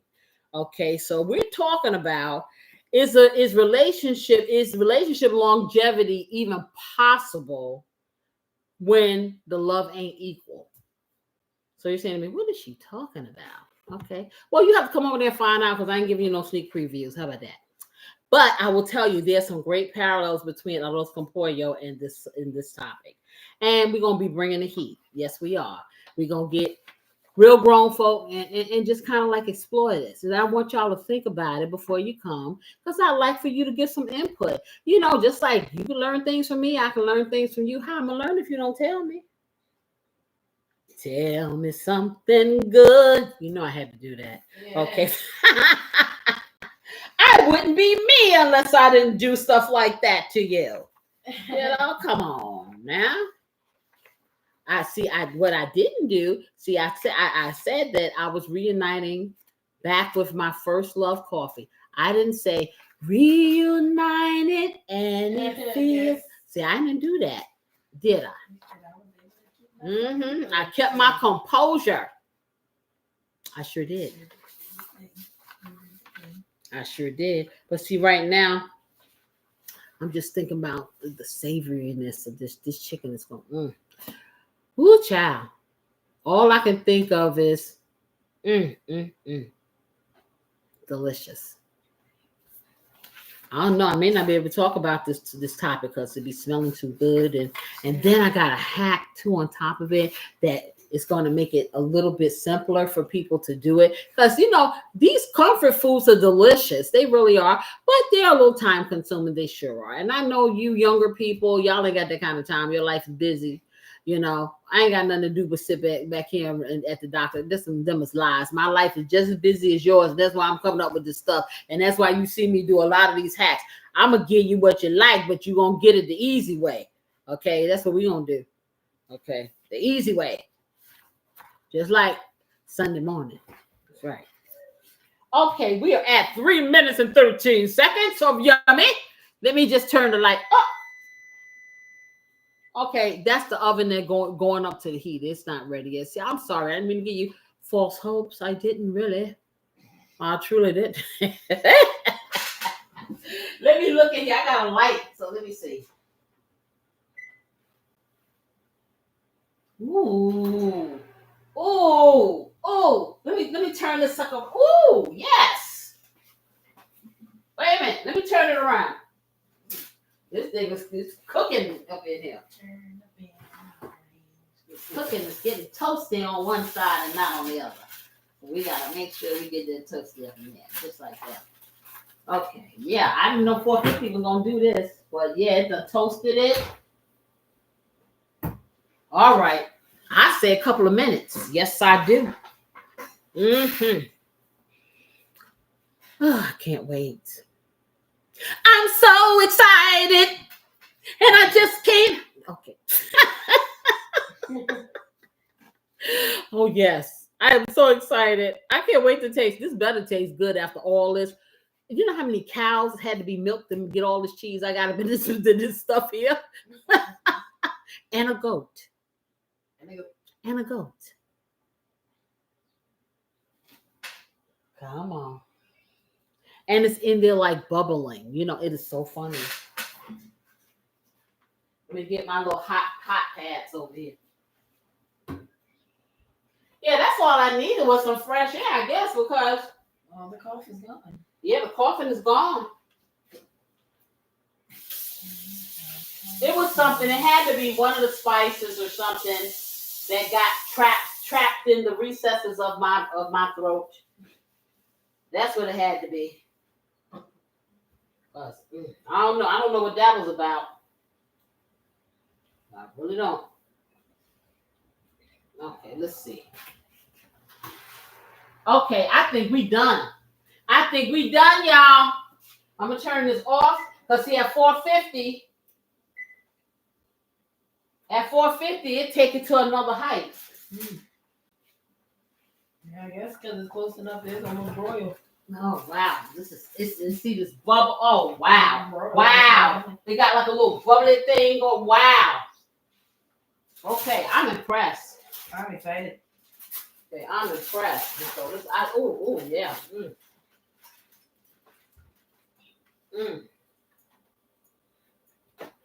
That look good. See, so I'm gonna tell you, even though we may face the hardest times you could imagine, we're gonna have some good stuff to eat. We sure are. We're gonna have either our, and like I said, your box mac and cheese, and mine is the box mac and cheese too. I just took it up to another level. It's going to be something special that you can do for very little money. Like I said, even though I use all these cheeses, all those cheeses were on sale. I had a lot of them in my house. Can you see? What y'all think about that? That is good looking. I can't wait to taste it. Well, I say it's delicious. I don't know what you say. It smells good to me. We're going to try. All right. So. That is looking fabulous. Yeah, baby. Let me see what I'm going to do to scoop it up out of here. As soon as I saw that, my hunger went ding. Okay, so I need something to scoop this up with. Let me see, what am I going to use? One of these long arms, please. Yep, can't reach. They got my good big spoons all the way back there, y'all. My arms are short.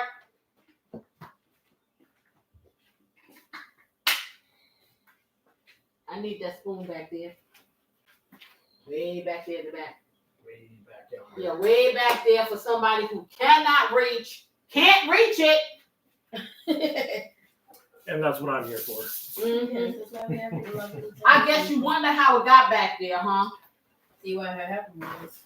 I guess you wonder That, however, was how not it me. got back there. Yes. Okay, let's see what we got here. Oh yeah. I see all these different combinations of this cheese. So what I got was, oh goodness, this coming apart. Oh, I can't get stretch, it. The stretch. I couldn't even get it out of the pan. Because you know that little corner pieces and that little crisp on the top there, but then when you get into it, oh, is it creamy? It's ain't gonna look pretty, but boy, oh boy, is it gonna taste good. Cause yeah, this is, oh wow, y'all can't see this. I didn't turn. Ooh, y'all, somebody turn my computer so they can see. Yeah. Wow. Just turn it slightly. Now I'm taking this. I don't know if y'all can see this. I'm trying to get this out the. That cheese pull is insane. Okay. Cheese Yeah. pull. Oh wow. Wow. Okay. Well, this is messy, but Tasty. because it's really here. Taste it, Corey. It's Yes, man. Don't have to tell me twice. Right. Okay, tell your daddy. All right. I'll make his up. Okay, he gonna come over here and let y'all see. Okay, I'm gonna try to get one up on the plate that's not so messy. Because it's, like I said, it's really hot. Look at that cheese pull, you guys. What? Oh, it's steamy. Ooh, ooh. How many cheeses did you put so far? Oh God, I can't remember. I'm calling 5-6 cheese macaroni. Yeah, it's a And it lot. smells amazing. Very aromatic. Ooh. Okay, y'all, I ain't gonna even do the fancy stuff like I normally do. Put all the parts, because you got all enough this color beautiful, already. beautiful stuff on here already. Okay, but I just want you to see, if you can see. Ooh, can you see? Ooh. See, it look glary to me. Can y'all see? If you can see, give me a hands up, a heads up. It's so hot. You see the smoke coming off of there? This is box, y'all, box. With their sauce and everything. This there you go right there. Okay. That's for my husband right there. No, I gotta Okay, he gotta say something about this. Okay. First off, let me just go ahead and, because that popped up. Yeah. Okay. Okay. So first off, creamy, so rich, so delicious. It's so smooth, and it like again. Look at that. Do you see? Oh my goodness! I'm telling y'all right now.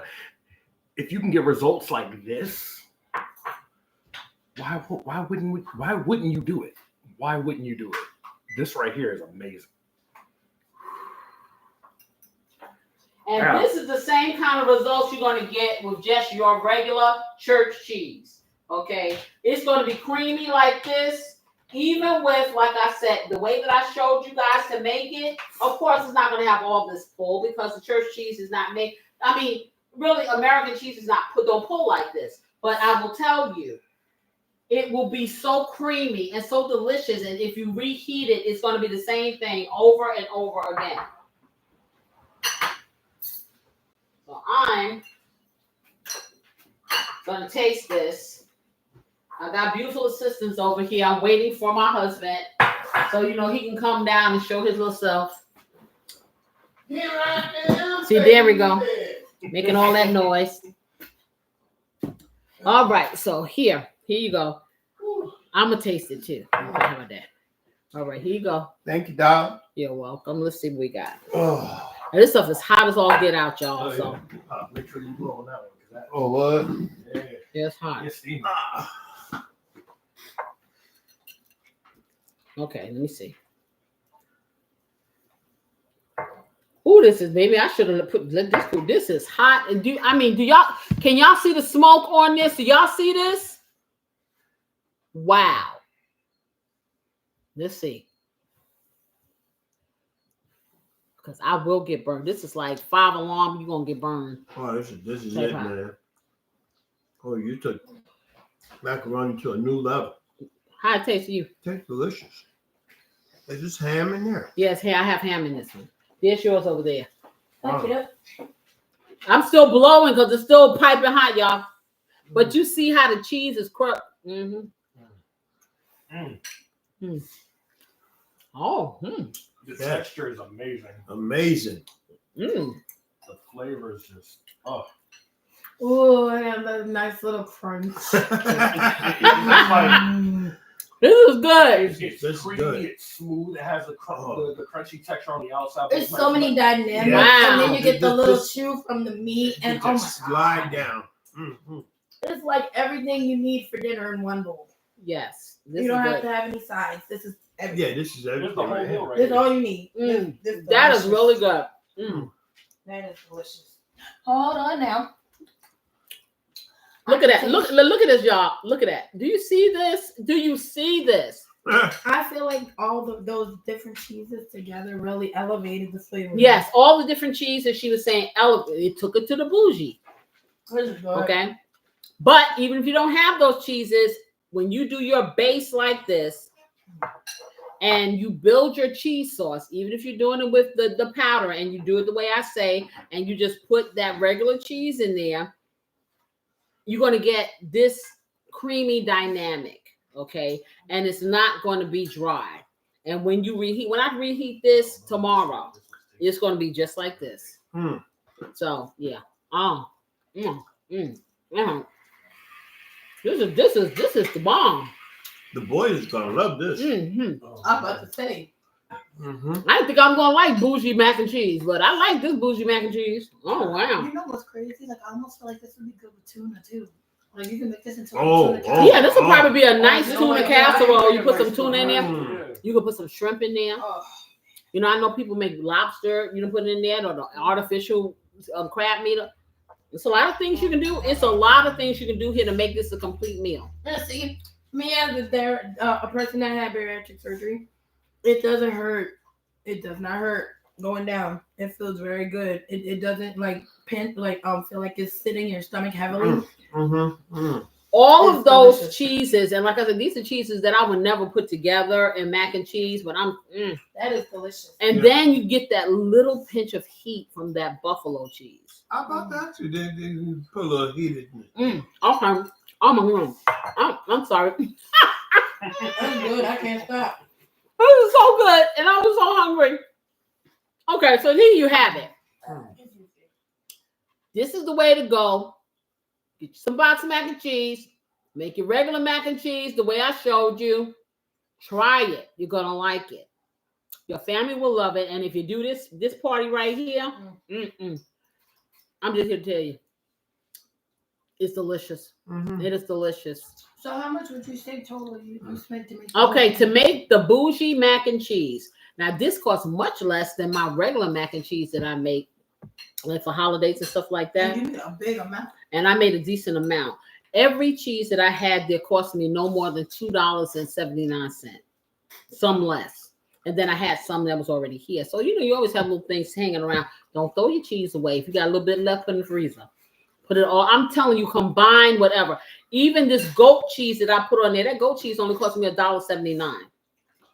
So I'm cooking for a lot of people here. When you're dealing with just 2, 3, or 4, remember you just make these portions smaller, or you can make it like that and freeze it and have it for another day.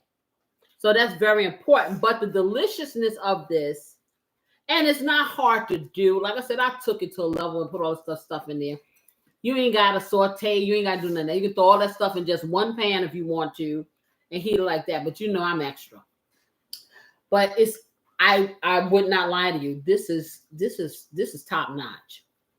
This is top notch with the little powder from the boxed macaroni and cheese. So this is truly delicious. And it's great for people like you said that don't like the visual of vegetables. Like you're getting all kind of veggies in here. Oh yeah. For kids, that's great. Right. You can't even see it. How'd you get the shredded ham?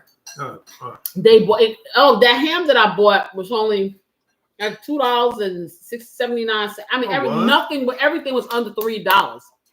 So I'm gonna tell you, I'm just gonna guesstimate with all the different cheeses I had, and I had some of the stuff here. I probably made. I don't even think it's $20. It can't be more than that. About $15, $16. That's it. Because remember, everything I bought was store brand, bargain brand. Some of the stuff I had here, so about $15, and you can't hit that. You can't beat that for a family of 7. Not at all. Yep. Okay. Yep. Yeah, you're the only one getting commercials, Teresa, because you're the only one complaining about them. That's why.